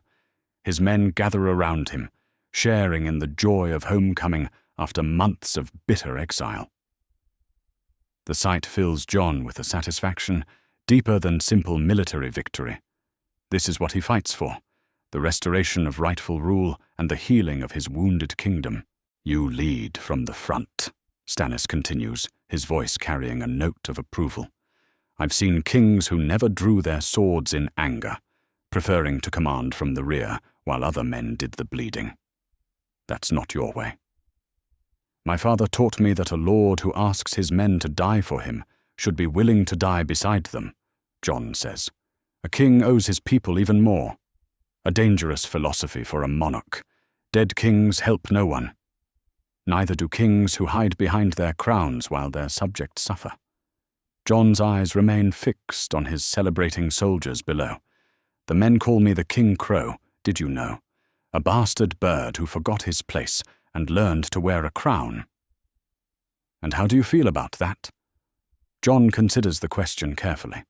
The nickname stings, he won't deny that, but there's also truth in it. He is a bastard, raised among crows, elevated beyond his birth by circumstances and necessity. But perhaps that's exactly what the North needs. A king who remembers what it means to be common, who understands the price of power because he's paid it himself. I think it's fitting, he says finally. Crows are survivors. They adapt to any environment, any challenge. They protect their own and remember their debts. He turns to look directly at Stannis. If that makes me a king crow, then I'll wear the title with pride. Stannis nods slowly, something like respect flickering in his steel-grey eyes. You've grown into this role faster than I expected. When I first offered you that crown, I saw potential, but little more. Now I see a king. The words carry weight coming from Stannis Baratheon, a man not given to flattery or false praise. Jon feels the recognition settle into his bones, another piece of the armor that kingship requires. Each victory, each decision, each moment of leadership adds to the man he's becoming, transforming the bastard boy into something harder and more dangerous. As evening falls over Deepwood Motte, Jon holds court in the castle's great hall for the first time as its liberator. Galbart Glover kneels before the makeshift throne, tears still wet on his cheeks as he offers his formal submission to the crown. I, Galbart Glover, rightful lord of Deepwood Motte and the surrounding lands, do swear fealty to Jon Stark, first of his name, King in the North, he declares, his voice carrying to every corner of the hall. My swords are yours. My castle is yours. My life is yours to command. Rise, Lord Glover, Jon commands, his voice carrying newfound authority. Your loyalty will be remembered, and your lands will be restored to their rightful place in the kingdom. He pauses, looking out over the assembled lords and soldiers. House Glover has always been a shield for the North. Continue to be that shield, and the North will never forget. The cheers that greet this proclamation echo through the ancient halls like the voices of generations past. Outside, the wind carries the sound across the forests and fields, spreading word of another victory for the king in the North. In castles and holdfasts throughout the realm, men will hear this news and make their own calculations about the changing tide of war. But for tonight, in the warmth of victory and the comfort of restored justice, Jon allows himself a moment of satisfaction. Deepwood Motte is free, House Glover is restored, and his legend grows with each passing day. The road to Winterfell remains long and dangerous, but for the first time since accepting his crown, Jon begins to believe that victory might actually be possible. Tomorrow will bring new challenges, new battles, new tests of his resolve. But tonight, he is content to be the King Crow, protector of the realm and sword of justice in a land that has known too little of both. The Dreadfort squats on the horizon like a malignant growth, its pink stone walls stained dark by centuries of blood and rain. From the ridge where Jon Stark surveys his target, the Bolton stronghold appears almost impregnable, its towers rising from solid rock and its walls built to withstand any siege. But appearances, Jon has learned, can be deceiving. The old way would be to starve them out, Stannis observes, studying the fortress through his spyglass. Surround the walls, wait for hunger to do our work for us. It could take months. We don't have months, Jon replies, his breath misting in the cold morning air. Every day we spend here is another day the Boltons have to consolidate their position at Winterfell. He points to the river that winds around the castle's eastern wall. But there might be another way. Beside him, Samwell Tarly unfurls a collection of old maps and treatises, his round face flushed with excitement despite the grim purpose of their gathering. The young scholar has proven invaluable during the campaign, his knowledge of history and engineering providing insights that traditional warriors might miss. According to these records from the Citadel, Sam explains, tracing his finger along ancient parchment, the Dreadfort was built over a series of natural caves.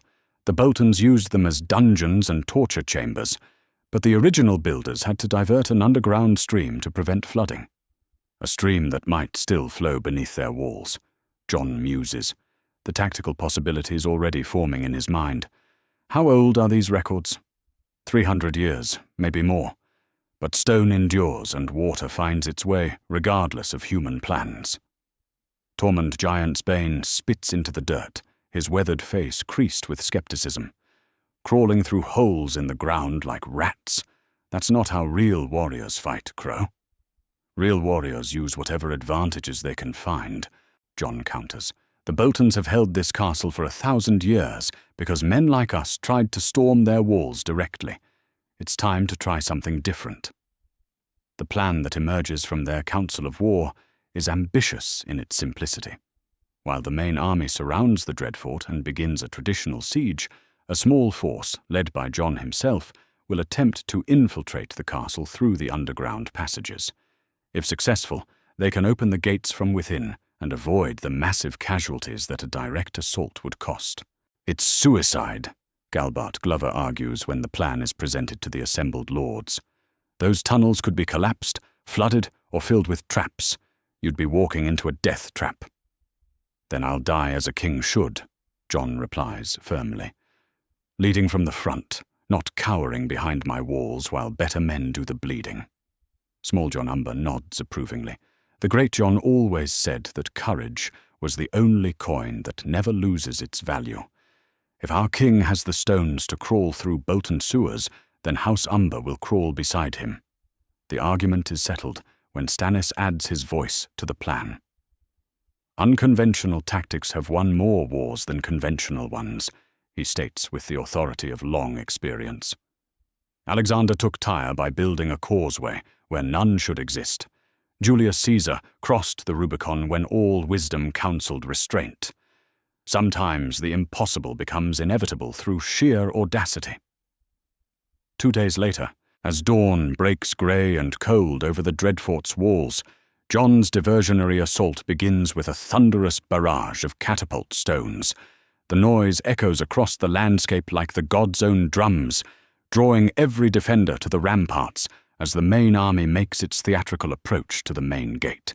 Banners snap in the wind, and war horns blow their brazen challenge, creating exactly the spectacle needed to mask Jon's real intentions. Half a mile downstream, Jon leads his chosen infiltrators into the icy waters of the river that flows beneath the Dreadfort's foundations. The current is stronger than expected, and the water so cold it numbs their limbs within minutes. but they press forward with grim determination. Behind Jon swim 20 of his best men, rangers who know darkness, wildlings who fear nothing, and umber warriors whose loyalty has been tested in blood. The entrance to the underground passages proves easier to find than expected. Where the river disappears beneath the castle walls, a grate of rusted iron blocks the way, ancient metal weakened by centuries of water and neglect. Tormund's axe makes short work of the barrier, and soon they are swimming through flooded tunnels toward the heart of their enemy's stronghold. The passages beneath the Dreadfort tell a story of horrors that even Jon's imagination struggles to encompass. Skeletal remains hang in chains from the walls, their bones picked clean by rats and time. Torture devices rust in chambers that echo with the ghosts of screams, and the very stones seem to weep blood in the flickering torchlight. This is the true seat of House Bolton power, not the pink walls above, but the suffering cellars below. "7 hells!" whispers one of the Glover men, his voice shaking as they pass a room filled with flaying tools. "What manner of beasts live in this place?" "The kind that must be stopped," Jon replies grimly, Longclaw ready in his hand as they climb toward the sounds of battle above. "No matter what it costs." They emerge into the castle proper through a hidden door behind the kitchens, catching the servants completely off guard. The Dreadfort's garrison, focused entirely on the siege outside their walls, never expects an attack from within their own stronghold. Jon's infiltrators move like ghosts through the corridors, overpowering guards and opening strategic doors while the battle rages beyond the walls. The end comes swiftly once the main gate falls. Stannis' disciplined infantry pours into the courtyard like a steel tide, overwhelming the panicked defenders who suddenly find themselves fighting on 2 fronts. The pink banners of House Bolton burn in great pyres as stark wolves and Baratheon stags take their place on the ancient walls. But victory brings its own horrors.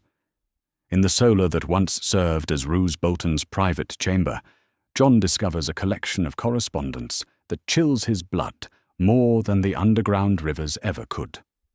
Letters bearing the seals of House Frey, House Lannister, and House Bolton lay out the Red Wedding conspiracy in meticulous detail. Every betrayal, every murder, every violation of sacred guest right is documented with the cold precision of a merchant's ledger. "They planned it for months," Jon reads aloud, his voice thick with rage as Stannis and the other lords gather around the damning evidence. "Tywin Lannister offered Roose the wardenship of the North in exchange for my brother's head. Walder Frey demanded the right to hang Catelyn Stark personally." "Comprehensive treachery," Stannis observes, though his clinical tone does nothing to mask the fury in his steel-grey eyes. They coordinated their betrayal like a military campaign, complete with contingency plans and escape routes. Jon's hands shake as he reads further into the correspondence. The casual way these lords discuss the murder of his family, the cold calculation behind every death, fills him with a rage that burns hotter than dragonfire. This is not the clean anger of battle, but something deeper and more dangerous, the fury of blood crying out for justice. "Here," he says, pointing to a letter in Roose Bolton's careful script. He writes to Tywin about Bran and Rickon, says they must be found and killed to prevent any future Stark claims. His voice breaks slightly. "My little brothers. They wanted to murder children." The silence that follows is broken only by the distant sounds of soldiers securing their conquest. Each man in the room understands what this discovery means. The Red Wedding was not a crime of passion or opportunity, but a carefully orchestrated betrayal that violated every law of gods and men. "This evidence must reach every lord in the 7 kingdoms, Galbart Glover declares, his own face pale with shock. "When the realm sees this, no one will be able to claim the Boltons acted in anything but cold-blooded treachery." "Copies will be made and sent immediately," Jon agrees, though his mind is already turning to darker thoughts. But documents won't bring back the dead or heal the wounds these men have inflicted on the North. That evening, As the Dreadfort burns under Stark banners for the first time in centuries, disturbing news arrives from the scouts patrolling the surrounding countryside. Ramsay Bolton has been conducting a campaign of terror against the local population, burning farms and torturing civilians in a desperate attempt to draw Jon's forces away from their main objectives. 3 villages burned in 2 days, reports Sir Clayton Suggs, his face grim beneath his mail coif. No survivors found, but there are signs of Ramsay's particular methods. Bodies flayed and hung from trees as a warning. Jon's hands clench into fists. How many men does he have with him? Perhaps 50, maybe fewer, but they're moving fast, striking without warning and disappearing before we can respond. Then we'll have to be faster, Jon decides. Tormund, take 200 of your best riders and hunt him down. I want Ramsay Bolton brought to me alive if possible, dead if necessary, but no more innocents die while we march to Winterfell. The wildling leader grins with predatory anticipation. It'll be my pleasure, Crow. That bastard has made himself an enemy of the free folk, and we've long memories for such things. As Tormund's riders disappear into the night, Jon stands on the Dreadfort's battlements, looking south toward Winterfell. The evidence of Bolton treachery burns in his mind like acid, fueling a determination that grows stronger with each passing hour. His family was betrayed and murdered by men who smiled at their table and shared their bread. That crime demands an answer, and Jon Stark intends to provide one written in steel and fire. The other northern houses will hear of this, Stannis observes, joining him on the walls. Word of the Red Wedding evidence will spread faster than wildfire. Houses that remained neutral may reconsider their position. Good, Jon replies, his voice carrying a cold finality that would have surprised the boy who once served as a steward to the Night's Watch. Let them see what loyalty to the Boltons has bought the North. Let them understand that justice will not sleep until every debt is paid. Below them, soldiers tend to wounded comrades and secure their prisoners. The castle that has served as a symbol of Bolton power for generations now flies the direwolf of House Stark, its pink stones stained with new blood. But for Jon, this victory is only a step on a longer road, one that leads inevitably to Winterfell and the final reckoning that awaits there. In the distance, smoke rises from burning villages, where Ramsay Bolton continues his campaign of terror. But that smoke also carries a message to every lord and peasant in the north. The King Crow is coming, and his justice will not be denied. Winterfell rises from the winter landscape like a giant's crown, its ancient walls grey as storm clouds against the white fields that surround it. From the ridge where Jon Stark surveys his ancestral home, the castle appears both familiar and foreign. The same towers and battlements he climbed as a boy, but now flying the flayed man banners of House Bolton, where dire wolves once prowled. The sight fills him with a mixture of homecoming and rage that burns hotter than dragonfire. 20,000 men, Stannis reports, lowering his spyglass after studying the enemy formations. Roose Bolton has called in every debt and alliance he possesses. They're well positioned behind those walls, with clear fields of fire and multiple fallback positions. Numbers won't save them, Jon replies, his voice carrying the cold certainty that has grown with each victory of the campaign. Those walls were built by Starks to protect the north. They were never meant to keep the rightful lords out. Below them, the largest army the north has seen in generations spreads across the landscape like a living tapestry of war. Jon's original force has swollen to nearly 15,000 as victory has drawn new banners to his cause. Wildling warriors stand beside northern knights, their ancient enmities forgotten in service to a king who has proven himself in battle. Mormont warriors march alongside Glover men, and even some of the mountain clans have sent fighters to join the King Crow's host. The question is how to break them, Galbart Glover observes, studying the castle's defences with the eye of a man who has besieged his share of strongholds. Winterfell has never fallen to direct assault. Those walls have stood for thousands of years. Then we don't assault the walls, Jon says, his tactical mind already working through the possibilities. We draw them out, make them come to us on ground of our choosing. Stannis raises an eyebrow. Roose Bolton didn't survive this long by making tactical mistakes. He won't abandon a superior position without overwhelming reason. Then we'll give him one. Jon's eyes fix on the winter town that sprawls beneath Winterfell's walls, its houses and workshops built to support the castle's needs. Send word to every house within 50 miles. Tell them the king in the north has returned to reclaim his birthright. Let them know that any man who stands with us when the battle ends will be remembered in the songs. The message that goes out from Jon's camp spreads like wildfire across the northern countryside. Within hours, riders are galloping toward Winterfell from every direction, carrying news that sends shockwaves through the Bolton ranks. By evening, the first groups of reinforcements begin arriving at Jon's camp. 100 men here, 50 there, but each group represents another house choosing to stand with their rightful king. Meanwhile, inside Winterfell's great hall, Roose Bolton receives reports of the swelling enemy host with his characteristic cold calculation. The Lord of Winterfell sits in the chair where generations of Starks once held court, but he shows no sign of the confidence that has carried him through a lifetime of political maneuvering. "The bastard's army grows by the hour," reports Sir Aenys Frey, his voice tight with nervousness. "Our scouts count at least 3,000 new arrivals since yesterday." "Rabble," dismisses Ramsay Bolton, pacing before the great hearth like a caged wolf. "Farmers with pitchforks and merchants with rusty swords. They'll break at the first charge." "These farmers and merchants have been winning battles for weeks," Roose observes quietly. "Underestimating them has cost us the Dreadfort, Deepwood Motte, and half our allies." He stands slowly, his pale eyes fixing on his son. "Perhaps it's time to consider terms." "Terms?" Ramsay's voice cracks like a whip. "You want to surrender to a bastard?"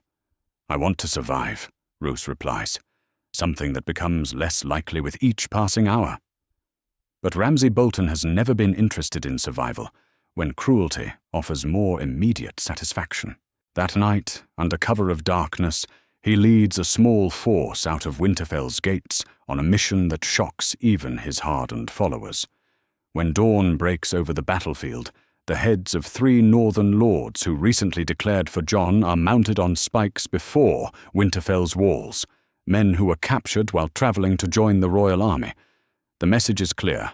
Ramsay Bolton will show no mercy to traitors, and death awaits any who stand against House Bolton. The sight of those heads sends a roar of fury through Jon's army that can be heard across the fields. Men who might have hesitated before the battle now hunger for blood, and the discipline that has held them in formation begins to crack under the weight of rage.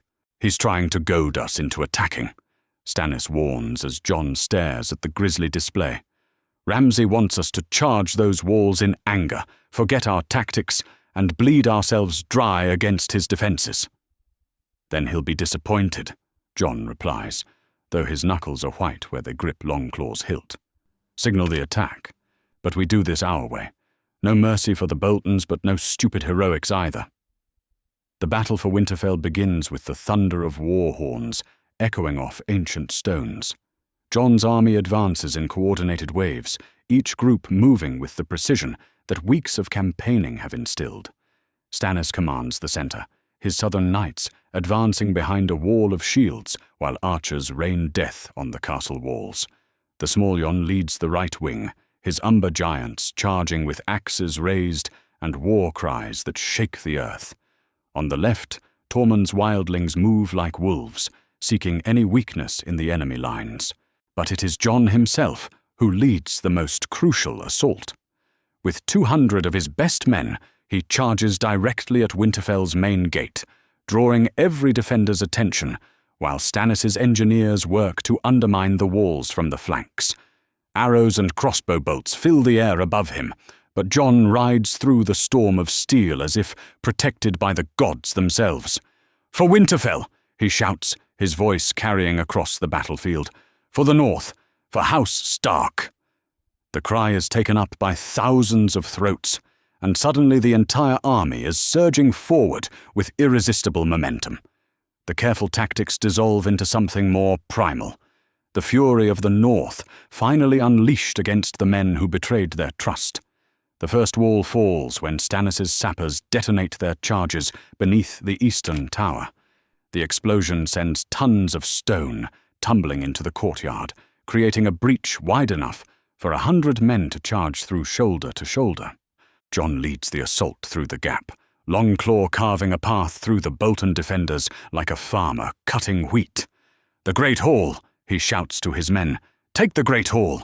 The fighting inside Winterfell's walls proves to be the bloodiest of the campaign. Bolton soldiers make their stand in every courtyard and corridor, selling their lives dearly as Jon's forces push deeper into the castle. But nothing can stop the tide of northern fury, and within hours the ancient seat of House Stark echoes once again with the howls of direwolves. The end comes in the Godswood, beneath the bone-white branches of the Heart Tree, where Jon once prayed as a boy. Ramsay Bolton waits there like some dark priest of the old gods, his armor splashed with blood and his face twisted with the madness that has always lurked beneath his cruel facade. "Jon Snow!" he calls out as Jon enters the sacred grove. "The bastard of Winterfell comes home at last. Have you come to pray to your precious trees before I flay the skin from your bones?" "I've come to end this," Jon replies, drawing Longclaw as he approaches. "You've poisoned the North with your cruelty long enough, Ramsay. It ends today." "Does it?" Ramsay draws his own sword, the steel singing as it clears the scabbard. "I am a true-born son of Lord Bolton, heir to the Dreadfort and the Hornwood. You are nothing but a bastard playing at being king." The duel that follows is as much about justice as it is about steel. Jon fights with all the skill that years of training have given him. But more than that, he fights with the fury of a man who has seen too much innocent blood spilled by the creature before him. Ramsay is skilled, but his cruelty has made him careless, and his madness clouds his judgment at crucial moments. The decisive blow comes when Ramsay overextends himself in a wild swing aimed at Jon's throat. Longclaw catches the bastard's sword at the crossguard and twists it from his grip, sending the weapon spinning away into the underbrush. Before Ramsay can recover, Jon's pommel strikes him in the temple, dropping him to his knees in the shadow of the Heart Tree. "Mercy!" Ramsay gasps, blood streaming from his mouth. "I yield. I claim the right of—" "You lost the right to mercy when you murdered innocent lords under a flag of truce," Jon interrupts, raising Longclaw for the killing blow. "This is for every person you tortured, every life you destroyed, every drop of innocent blood you spilled." The sword falls with the finality of justice, and Ramsay Bolton's reign of terror ends beneath the watching eyes of the old gods. As the sun sets over Winterfell, Jon stands on the battlements where he once walked as a boy, watching his army secure their greatest victory. In the courtyard below, Bolton banners burn in great pyres, while stark direwolves take their rightful place on walls that have known too much sorrow. The castle that was stolen by treachery has been reclaimed by courage, and the North has its king again. "It's done," Stannis says, joining him on the walls. "Winterfell is yours, the Boltons are broken, and the North will rally to your banner. What comes next?" Jon looks out over the lands his ancestors ruled for 8,000 years, thinking of all the challenges that still await. The Iron Throne still sits in King's Landing, occupied by pretenders and usurpers. Beyond the wall, ancient threats gather in the darkness. The realm bleeds from a dozen wounds, and winter is coming. "Now we prepare," he says finally. "The Game of Thrones has only just begun, and the North must be ready for what comes next." But tonight, for the first time since leaving Castle Black, Jon allows himself a moment of pure satisfaction. He is home. Winterfell belongs to House Stark once again, and the direwolves howl their ancient song across the frozen landscape. Whatever tomorrow may bring, tonight the North remembers, and the king in the north has returned to claim his throne. The godswood of Winterfell has never seen a gathering like the one that assembles on this cold winter morning. Beneath the bone-white branches of the ancient heart tree, lords and ladies from across the north stand in solemn witness as their chosen king prepares to take his final vows. The red leaves rustle in the wind like whispers from the old gods, and the carved face seems to watch with knowing eyes as history unfolds in its shadow.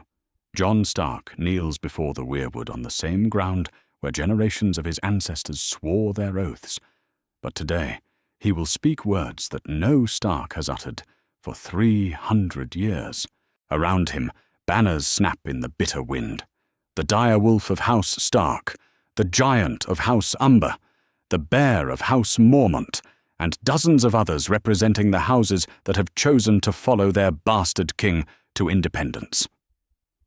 "Jon Stark," declares Maester Luwin, his voice carrying clearly across the assembled crowd despite his advanced years, "bastard-born son of Lord Eddard Stark, rightful heir to Winterfell and the ancient kingdom of the north, do you swear before the old gods to rule with justice and protect your people from all enemies?" "I swear it," Jon replies, his voice steady despite the magnitude of the moment. The words echo off the ancient stones like a prayer, and somewhere in the distance, a wolf howls as if in answer. "Do you swear to preserve the ancient laws and customs of the north, to respect the rights of your lords and the freedoms of your people?" "I swear it." Stannis Baratheon steps forward, carrying the same iron crown that he placed on Jon's head at Castle Black. But today, its meaning has changed. No longer is this a desperate alliance born of necessity. It is the formal acknowledgement of a new kingdom carved from the bones of the old. Then rise Jon Stark, first of his name, King in the North and King of Winter, Stannis declares, placing the crown upon Jon's brow with the solemnity of a man who understands the weight of such moments. "May your reign be long and your justice swift." The words that follow shake the very foundations of Winterfell. "The King in the North!" cry 100 voices in unison. "The King in the North! The King in the North!" The great hall of Winterfell has been restored to its ancient glory for the ceremony that follows. Stark banners hang from every wall, and the long tables groan under the weight of a feast worthy of kings. At the high table, Jon sits in the chair where his father once held court. But today, he does so by right of conquest rather than birth, and the difference weighs heavily on his shoulders. One by one, the northern lords approach the throne to offer their formal submission. The small Jon Umber kneels first, his massive frame made humble by the ritual of fealty. "I, Jon Umber, called the Small Jon, Lord of the Last Hearth and Keeper of the Northern Marches, do swear my sword and shield to Jon Stark, King in the North," he declares. "My house is yours, my swords are yours, my life is yours, from this day until my last day." "House Umber has always been the shield of the North," Jon replies, following the ancient formula. "Rise, Lord Umber, and know that your loyalty will be remembered for 1,000 years." Galbart Glover follows, then the lords of smaller houses, Serwyn, Tallheart, Dustin, and others whose names echo through the centuries of northern history. Each oath binds them closer to their new king, creating the bonds of loyalty that will hold the kingdom together in the trials ahead. But it is Lyanna Mormont who steals the breath from every throat when her turn comes.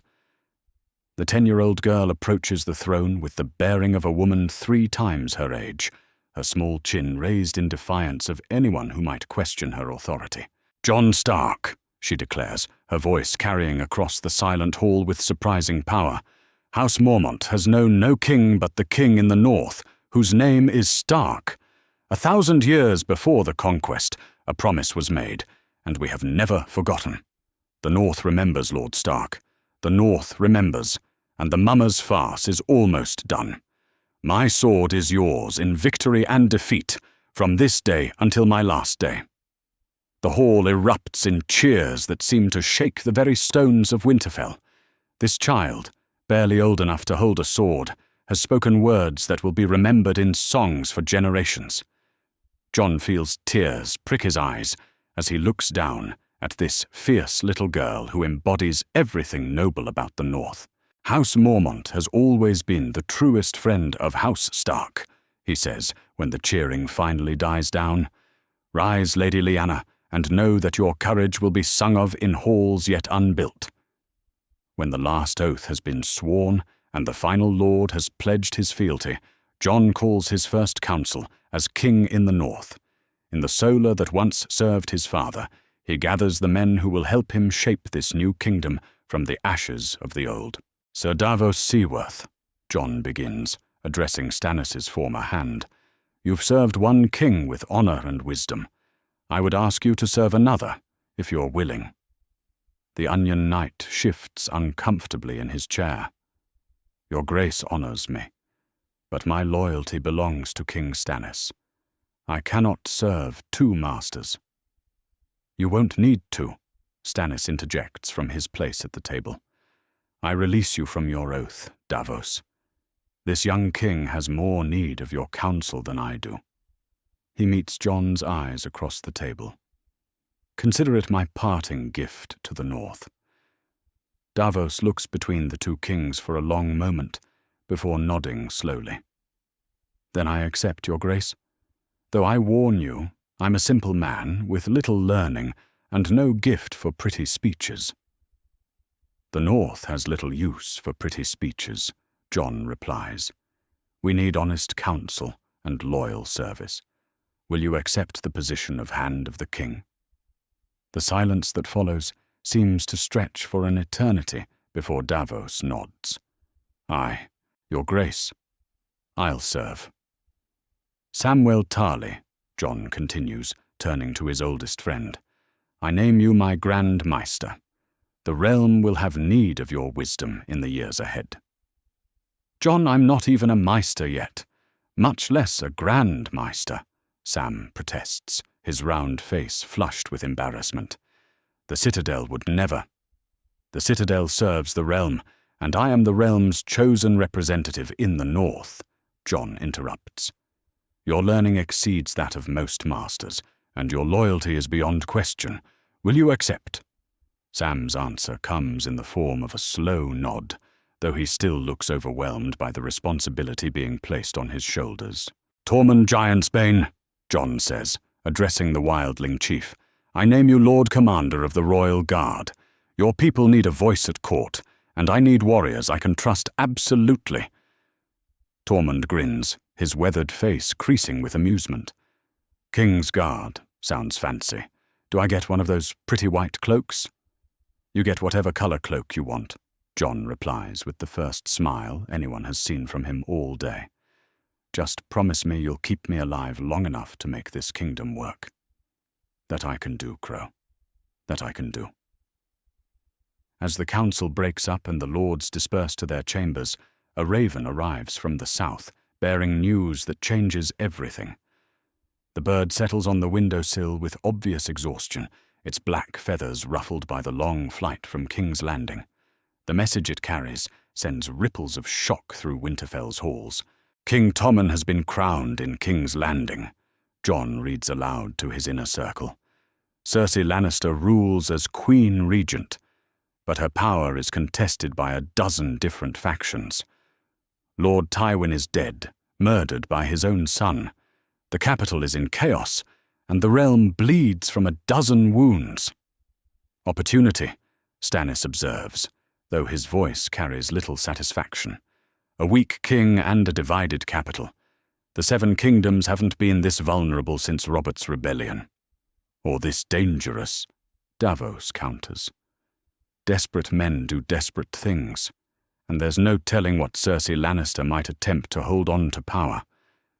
Jon sets down the message and stares out at the winter landscape that stretches beyond Winterfell's walls. Somewhere to the south, the Game of Thrones continues its deadly dance.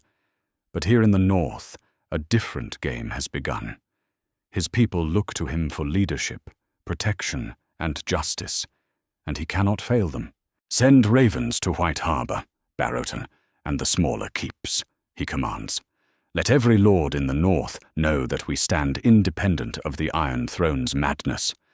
We will trade fairly and treat honourably with any who approach us in peace, but we will defend ourselves against any who threaten our sovereignty." "And if King's Landing demands your submission?" Stannis asks. Jon's answer comes without hesitation. "Then they will learn what the North remembers truly means." That night, as Winterfell settles into its first peaceful sleep under Stark rule in years, Jon walks the battlements where he once played as a boy. The castle feels different now, not just reclaimed, but reborn. The stones seem warmer, the halls more welcoming, as if the ancient seat of House Stark recognizes its rightful master. Below in the Godswood, the heart tree stands sentinel over the realm, its carved face watching over the kingdom that Jon has built from snow and blood and the unbreakable will of the North. Tomorrow will bring new challenges, new threats, new tests of his resolve. But tonight, for the first time since accepting his crown, Jon Stark allows himself to believe that he might actually succeed in the impossible task before him. The king in the north has come home, and winter is no longer coming. It is here, and it wears a crown of iron and ice. The Red Keep has known many queens, but none quite like the woman who now paces its solar like a caged lioness. Cersei Lannister stands before the great window that overlooks Blackwater Bay, her golden hair catching the morning light as she reads the parchment that has shattered her already fragile hold on power. Behind her, the small council sits in uncomfortable silence, waiting for the storm they know must come. "Independent," she says finally, her voice carrying the dangerous quiet that always precedes her most violent rages. The bastard boy declares himself king in the north and thinks to rob the crown of half its realm. She turns from the window, and her green eyes burn with a fury that makes even hardened lords shift uncomfortably in their seats. "What response have we prepared?" "Your Grace," ventures Grand Maester Pycelle, his ancient voice quavering. "Perhaps we might consider negotiation. The realm has seen enough war, and the north has always been difficult to hold by force." The wine cup strikes the old man's forehead with enough force to knock him from his chair. "Negotiation," Cersei snarls. "You would have me treat with a bastard? Acknowledge his theft of the crown's rightful lands?" She kicks the fallen maester as he struggles to rise. The crown does not negotiate with rebels and usurpers. "The crown also lacks the strength to enforce its will," observes Sir Kevan Lannister quietly. "Our armies are scattered, our treasury is empty, and half the realm questions Tommen's legitimacy. Perhaps discretion would serve us better than valor." Cersei's slap echoes through the chamber like a thunderclap. "How dare you counsel weakness? The boy sits our throne by right of conquest, nothing more. If we show him mercy, every ambitious lord in the 7 kingdoms will think to follow his example." "Then what would you have us do?" Kevan asks, touching his reddened cheek. "We have perhaps 8,000 men in the capital, and most of those are needed to keep the city from falling into chaos. The Tyrells watch us from High Garden, waiting for any sign of weakness. The Dornish grow restless in their southern fastness. We cannot fight a war on every front." "We can make an example," Cersei replies, her voice dropping to the silky tone that has always preceded her cruelest acts. "Ravens will fly tonight to every lord in the 7 kingdoms. Any house that acknowledges the bastard's claim will be declared traitor to the crown. Their lands will be forfeit, their titles stripped, their families marked for death." The silence that greets this pronouncement speaks volumes. Even Cersei's most loyal supporters understand the impossibility of enforcing such threats, but none dare voice their doubts aloud. Meanwhile, across the narrow sea in the ancient city of Meereen, another queen receives news that will reshape her understanding of the game she plays. Daenerys Targaryen sits in the Great Pyramid's highest chamber, surrounded by the trappings of conquest and the responsibilities of rule. The parchment in her hands bears the seal of a Volantin merchant, but its contents speak of events that could change everything. "A bastard crowned king in the north," she reads aloud, her violet eyes scanning the message with growing interest. "Jon Stark, natural son of Lord Eddard Stark, has declared the northern kingdoms independent of the Iron Throne." Ser Jorah Mormont shifts closer to his queen's chair. "Your Grace, if this is true, it represents a significant development. The North has always been the most difficult of the Seven Kingdoms to rule.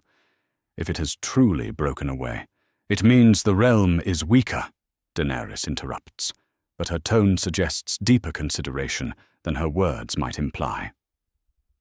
"Tell me, Ser Jorah, what do you know of this Jon Stark?" The old knight's weathered face creases in thought. "I knew his father, Lord Eddard, an honourable man, if somewhat naive in the ways of southern politics. He died because he tried to do the right thing rather than the smart thing." He pauses, choosing his words carefully. "If the bastard is anything like his father, he might prove more ally than enemy. A bastard who crowns himself king is hardly the sort of ally the blood of the dragon should court," observes Ser Barristan Selmy from his position by the door. "True kings are born, not made, by conquest and rebellion." Daenerys turns the parchment over in her hands, her mind already working through possibilities and implications. "And yet, Ser Barristan, was I not made queen by conquest? Did I not take my crown through fire and blood rather than inheritance?" She stands, moving to the window that overlooks her newly conquered city. "Perhaps this Jon Stark and I have more in common than we might expect." Back in Winterfell, Jon faces his own challenges as news of southern reactions reaches the north. In his solar, surrounded by maps and correspondence, he works with Davos and Sam to navigate the treacherous waters of international diplomacy. "Cersei has declared us rebels and traitors," Davos reports, setting down a message that bears the lion seal of House Lannister. "She's demanded that every lord in the Seven Kingdoms refuse to trade with us on pain of sharing our fate." "An empty threat," Jon replies, though his voice carries less certainty than his words suggest. She lacks the power to enforce such demands. "Empty or not, it will complicate our position," Sam observes, looking up from his own pile of correspondence. But it's not all bad news. Lord Manderley reports that White Harbour's merchants are eager to establish independent trade relationships. The Free Cities have sent inquiries about opening formal diplomatic channels. "And this?" Jon asks, indicating a letter bearing an unfamiliar seal. Sam's face brightens with excitement. "From House Hightower of Oldtown, Lord Leighton sends his congratulations on your coronation and inquires about the possibility of an alliance. Apparently, the Hightowers have little love for Cersei's regency, and even less for the chaos in King's Landing. The Hightowers control the largest port in the realm after King's Landing," Davos muses. "An alliance with them would give us access to trade routes we'll need if Cersei makes good on her threats." Jon nods, but his attention has already moved to the letter that matters most to him personally. Written in careful script on expensive parchment, it bears no official seal, but he recognizes the hand that penned it. "Sansa," he says simply, and both his advisors understand immediately. The letter his sister sent from King's Landing weeks ago has haunted his thoughts ever since, and every day that passes without news of her safety weighs heavier on his conscience. "I've been thinking about that," Davos says carefully. "There might be a way to secure her release without direct confrontation." "Go on." "Prisoner exchange. We took several highborn captives during our campaign, Bolton allies, Frey supporters, even a few lesser Lannisters. Cersei might be willing to trade your sister for some of them. Jon's eyes harden. And if she refuses? If she decides that keeping Sansa is worth more than recovering her own supporters? Then we'll find another way, Davos replies firmly. But we have to try diplomacy first. A rescue mission would mean war, and war would mean the deaths of thousands of innocent people. The conversation is interrupted by a knock at the door. Tormund enters without ceremony, his weathered face bearing news that changes the entire complexion of their discussion. Stannis wants to speak with you, the wildling chief announces. Says he's made his decision about what comes next. They find the former king in Winterfell's great hall, surrounded by maps and the remnants of his army. Stannis looks older than when Jon first met him, as if the weight of his choices has aged him beyond his years. But his eyes still burn with the determination that has carried him through a lifetime of difficult decisions. I'm leaving, he announces without preamble as Jon approaches. Tomorrow, with whatever men choose to follow me. The North is yours now, Jon Stark, but the Iron Throne still sits in King's Landing, and duty calls me south. You don't have to do this, Jon says quietly. You could stay here, help us build something better than what existed before. No, Stannis replies, shaking his head. I am the rightful king of the 7 kingdoms, and I will not abandon that claim while breath remains in my body. But neither will I drag you into a war that is not yours to fight. He extends his hand, and Jon takes it without hesitation. The North has chosen its path, and I respect that choice. Rule well, Your Grace. The realm will have need of strong kings in the days to come. What will you do? Rally what support I can in the south. The Stormlands may yet remember their loyalty to House Baratheon. Perhaps the Reach will tire of Tyrell ambitions. There are always those who prefer the devil they know to the devil they don't. As evening falls over Winterfell, Jon stands once again on the battlements, watching Stannis' army prepare for its departure. The man who crowned him will march south to almost certain defeat, driven by a sense of duty that Jon both admires and mourns. Tomorrow, the North will stand truly alone for the first time in 3 centuries. Melisandre is going with him, Davos observes, joining Jon on the walls. She says her visions show darkness gathering in the south as well as the north. Strange to think that fire might be needed in King's Landing as much as here. The darkness she speaks of, Jon says slowly. Do you believe it? The prophecies, the ancient threats, all of it?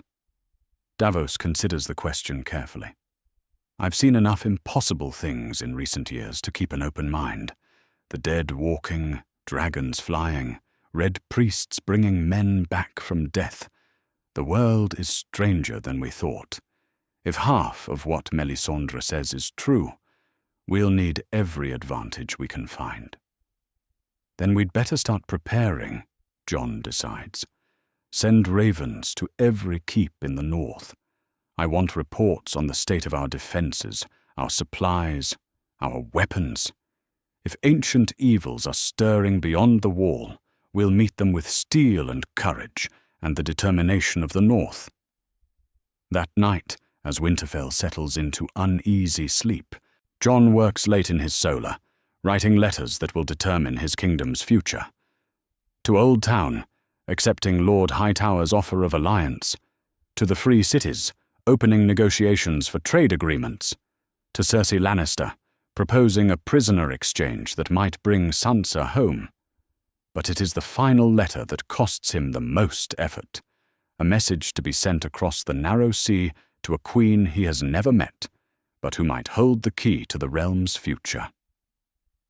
If the Game of Thrones is changing, if new players are taking the field, then Jon Stark will ensure that the North is not forgotten when the final moves are made. The king in the North has learned to play the game, and the stakes have never been higher. The raven that arrives at Winterfell in the depths of winter carries news that chills Jon Stark's blood more than the northern winds ever could. Its black wings are heavy with frost, and the bird itself appears haggard, as if it has flown through territories where even ravens fear to venture. The message it bears from Castle Black transforms the comfortable warmth of Jon's solar into something far colder. "Entire villages abandoned beyond the gorge," Jon reads aloud to his assembled council. "No signs of violence, no bodies, but belongings left behind, as if the inhabitants simply vanished."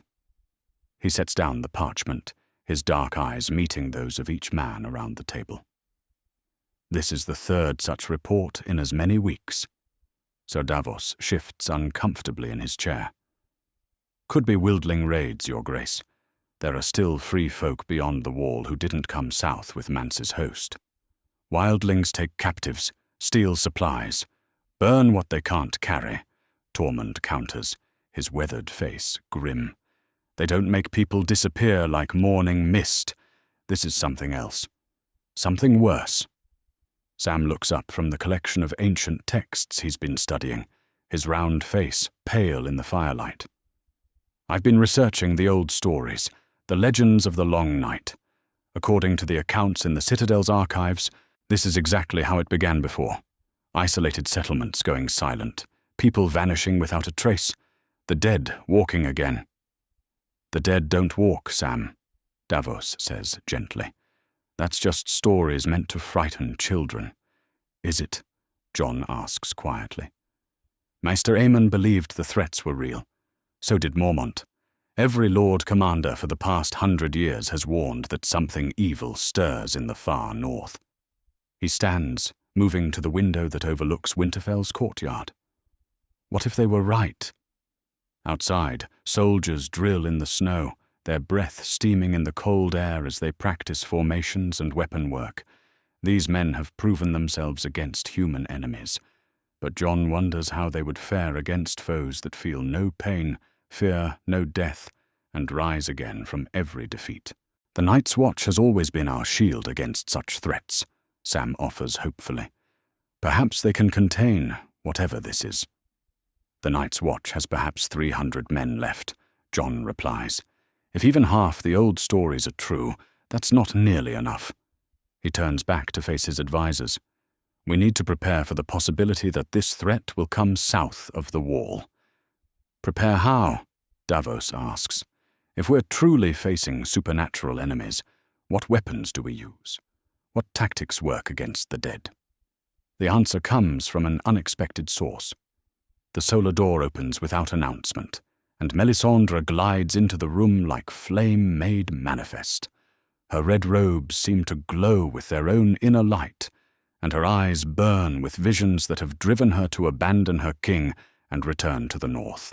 "Fire," she says simply, her voice carrying the weight of prophecy. "Fire and steel and the light of R'hllor. The dead fear only those things that can truly destroy them." "You were supposed to be with Stannis," Jon observes, though his voice carries relief rather than anger. "What brings you back to Winterfell?" "Dreams," Melisandre replies, settling gracefully into a chair without invitation. "Visions of ice and shadow spreading across the world like a plague. In my flames, I see armies of the dead marching south, and only fire can stop them." Her red eyes fix on Jon with unsettling intensity. "The prince that was promised must be ready, for the war to end all wars approaches." "What exactly do your visions show?" Sam asks, his scholarly curiosity overcoming his fear of the Red Priestess. Melisandre closes her eyes, and when she speaks, her voice takes on the cadence of prophecy. "I see a darkness that swallows the sun, a cold that turns the breath to ice in living men's lungs. The dead rise in numbers beyond counting, led by beings of such ancient evil that even the dragons of old feared to face them." Her eyes snap open, fixing on each man in turn. "The war for the Iron Throne is nothing compared to what comes. If the living do not unite, if fire and ice do not stand together, then the dawn will never come again." The silence that follows her words stretches like a held breath.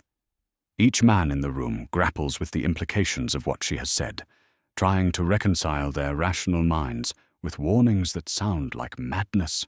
"If you're right," Jon says finally, "then we need to act quickly.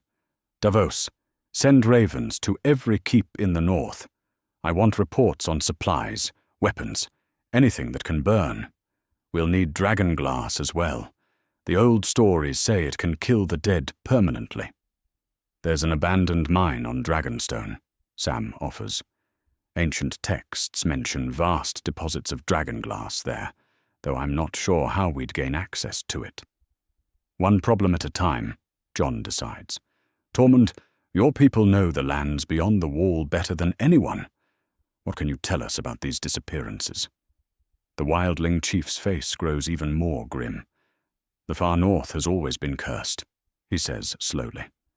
"My grandfather told stories of the heart of winter, where the cold never breaks and dead things walk. He said that in the worst winters, when the snows fall for years without stopping, those dead things get restless." He meets Jon's eyes directly. "This is the worst winter any of us have seen, Crow. If the ancient evils are stirring, we're all in more trouble than you know." Their discussion is interrupted by a commotion in the courtyard below. Shouts and running feet echo off the ancient stones, and Jon moves quickly to the window to see what has caused the disturbance. What he sees there makes his breath catch in his throat. A small party approaches Winterfell's gates, exhausted men and horses bearing a makeshift sledge that carries a figure wrapped in furs and barely conscious. At their head rides a man Jon recognizes, despite the toll the journey has taken on him, Mira Reed, the Crannogman's daughter, leading what appears to be a rescue mission. "Bran," Jon whispers, and suddenly he's running for the door, taking the stairs 2 at a time as he races toward the courtyard. He arrives just as the sledge passes through Winterfell's gates, and the figure it carries removes his hood to reveal a face that Jon hasn't seen for years. Bran Stark looks older, changed by whatever he has experienced beyond the wall, but his eyes shine with an intelligence and knowledge that seems far beyond his years. "Hello, Jon," Bran says, his voice carrying strange harmonics that echo with power. "We need to talk." Within the hour, Bran sits in the same solar where Jon has been planning for war, but the boy who speaks is vastly different from the child who once climbed Winterfell's towers. His words carry weight and authority that seems impossible for someone so young, and his knowledge of recent events, despite having been beyond the wall for months, unsettles everyone present. "The dead are marching," he says, without preamble, his voice carrying absolute certainty. "The Night King has awakened, and his army grows with every village they take. The wall will not hold them forever." "You've seen this?" Jon asks, leaning forward in his chair. "I've seen many things," Bran replies. "Past, present, and possible futures. The three-eyed raven showed me what was, what is, and what may come to pass." His strange new gaze fixes on Jon with uncomfortable intensity. "You are not who you think you are, brother. Your parentage is not what you've always believed." The words hang in the air like a sword blade, and Jon feels something shift deep in his chest. "What do you mean?" "That conversation can wait," Bran says, with disturbing calm. "Right now, the immediate threat must be addressed. The Night King seeks something specific, an ancient power that sleeps beneath Winterfell. If he claims it, the living world is doomed." "What power?" Melisandre asks, her red eyes bright with interest. Bran turns to look at her, and for a moment his face shows surprise. "You stayed. In my visions I saw you leaving with the false king. Interesting. Perhaps the future is not as fixed as I thought." "The Lord of Light guides my steps," Melisandre replies. "If I am here, it is because the fire has need of me." "Fire and ice," Bran says softly. "The song that will either save the world or see it destroyed." He looks back at Jon. You must prepare our people for siege, but not the kind you're familiar with. The dead do not tire, do not hunger, do not feel cold or fear. They will come in numbers that darken the sky, and they will not stop until every living thing in the 7 kingdoms serves their master. How long do we have? Davos asks.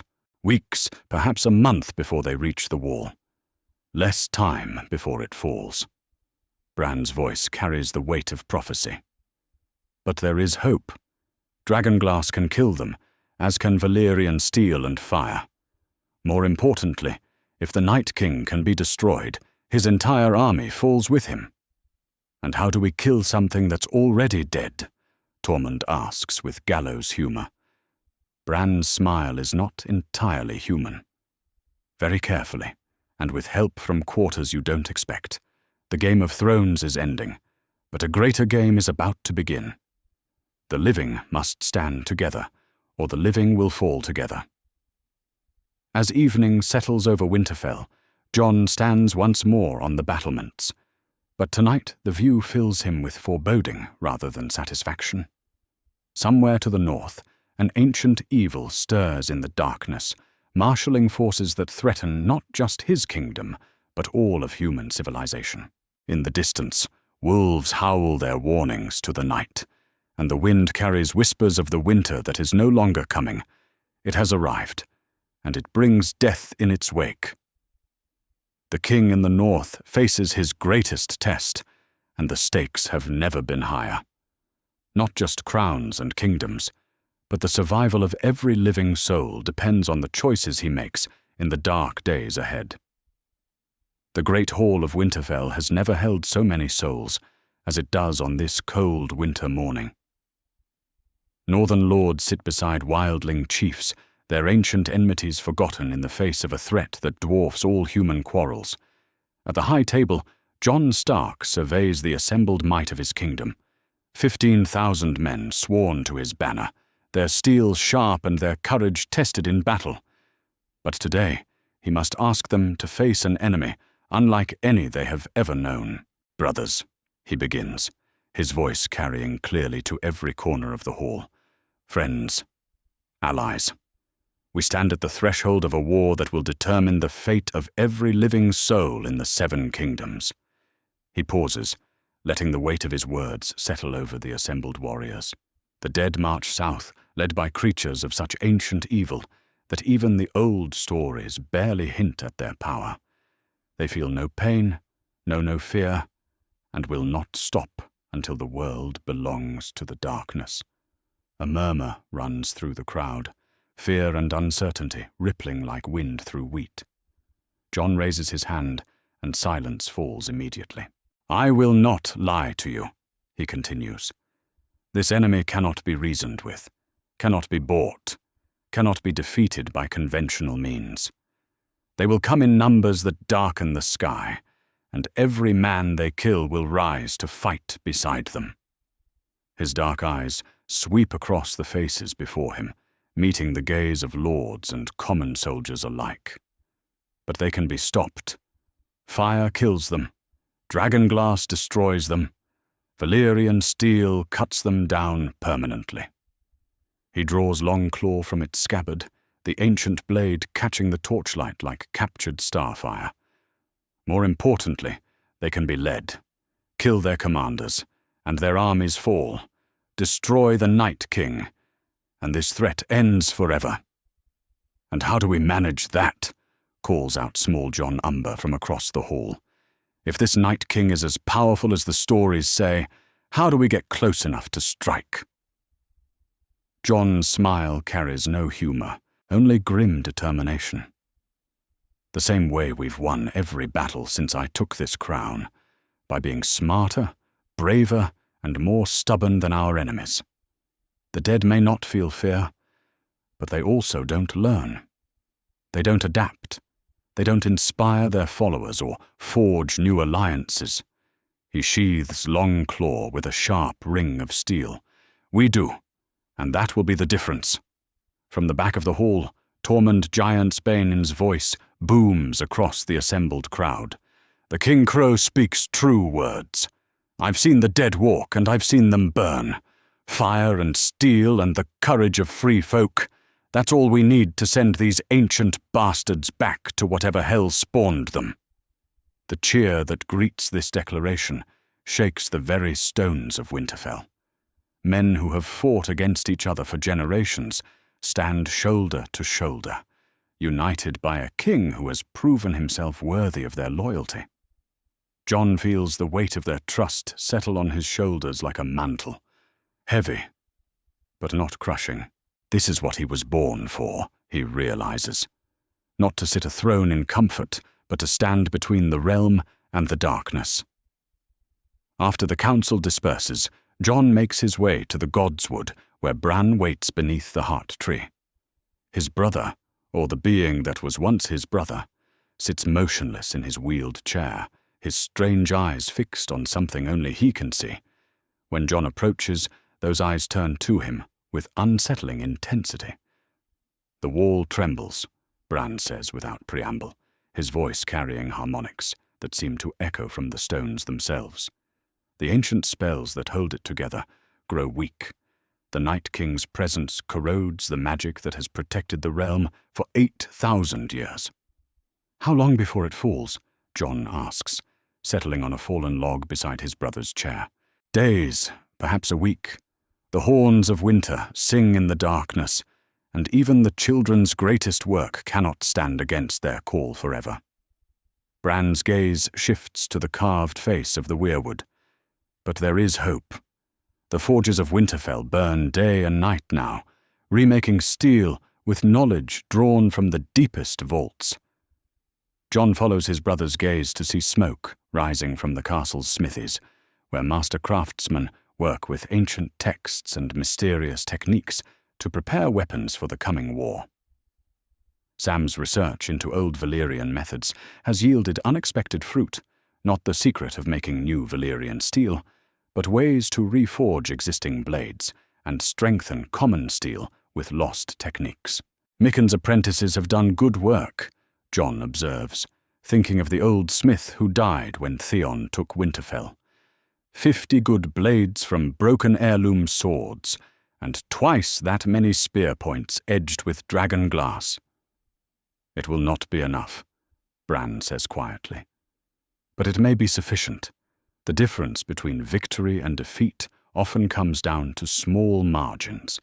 A single sword stroke, a moment's courage, a choice made in darkness." Their conversation is interrupted by shouts from the courtyard.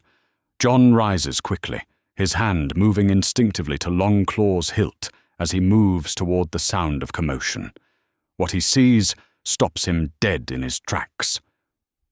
A lone rider approaches Winterfell's gates, small and travel-worn but unmistakably familiar, despite the changes wrought by months of hardship.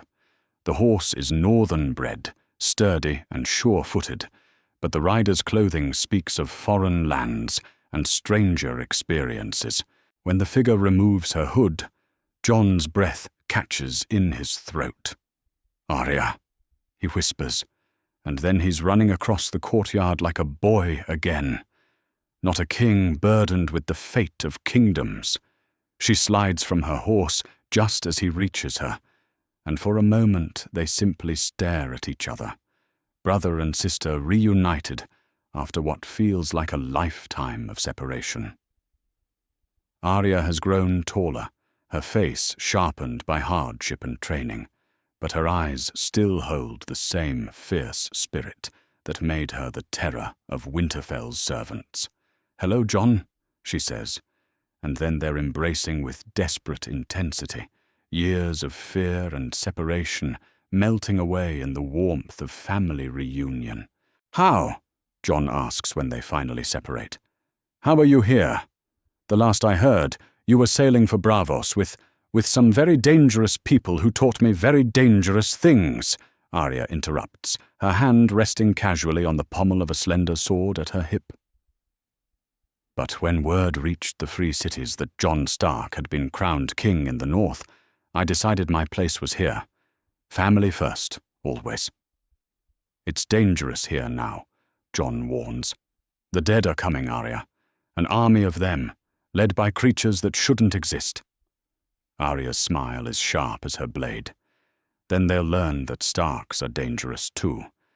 I didn't come home to hide behind Winterfell's walls, Jon. I came home to fight. That evening, the great hall fills once more, but this time for celebration rather than war councils. The reunion of House Stark calls for recognition, and Jon has learned that his people need moments of joy to balance the darkness gathering around them. At the high table, he sits with his siblings, Arya on his right, Bran on his left, the three surviving children of Eddard Stark finally together again. To absent friends, Jon says, raising his cup in tribute. To Robb, who died a king. To Rickon, who should have lived to see this day. To our father, who taught us that winter is coming, and that Starks endure. To family, Arya adds, her own cup raised high. To the living, Bran concludes, his voice carrying strange weight, for in the darkness ahead, that distinction will matter more than crowns or castles. The toast echoes through the hall, and for a moment the shadow of coming war lifts from the assembled crowd. Music begins, northern songs of courage and defiance, wildling ballads of freedom and fire, even a few southern melodies that speak of hope enduring in the darkest hours.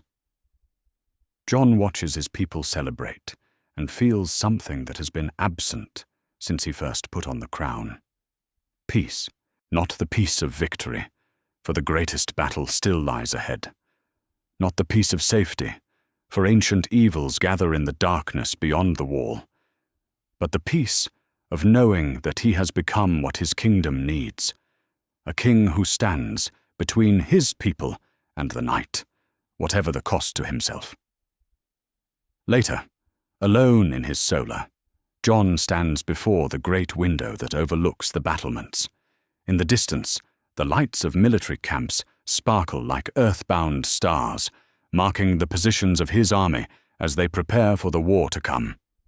Beyond them, the darkness presses close, and somewhere in that black void, the dead march south with patience that outlasts mortal lifespans. A soft knock interrupts his contemplation. Melisandre enters without waiting for permission, her red robes seeming to glow in the firelight as she approaches his desk. "The flames show me glimpses of the battle to come," she says, settling gracefully into a chair. "I see great losses and greater victories. I see fire and ice dancing together in patterns that will reshape the world." Her red eyes fix on his face with unsettling intensity. "I see a king who will be remembered in songs until the end of time." As a hero or a cautionary tale, Jon asks wearily, does it matter? History will judge you by your deeds, not your intentions. And your deeds will echo through the ages long after your bones have turned to dust. She leans forward, her voice dropping to an urgent whisper. The prince that was promised stands at the crossroads of destiny. Choose correctly, and the dawn will come again. Choose poorly, and the long night falls forever. "I never wanted to be a prince of prophecy," Jon replies. "I just wanted to do my duty." "And that," Melisandre says with something approaching a smile, "is exactly why you are the prince the realm needs." As the night deepens and Winterfell settles into uneasy sleep, Jon remains at his window, watching the darkness and thinking of all the choices that brought him to this moment. From bastard boy to steward of the Night's Watch to king in the north, each step has prepared him for what comes next. In the distance, wolves howl their ancient song, and the wind carries whispers of winter, magic failing. The wall trembles under assault by forces older than human memory, and soon the realm's last defense will crumble. When that day comes, the living will have only one shield between themselves and the darkness. A bastard who learned to be a king who chose duty over glory, a man who understands that some things are worth more than life itself.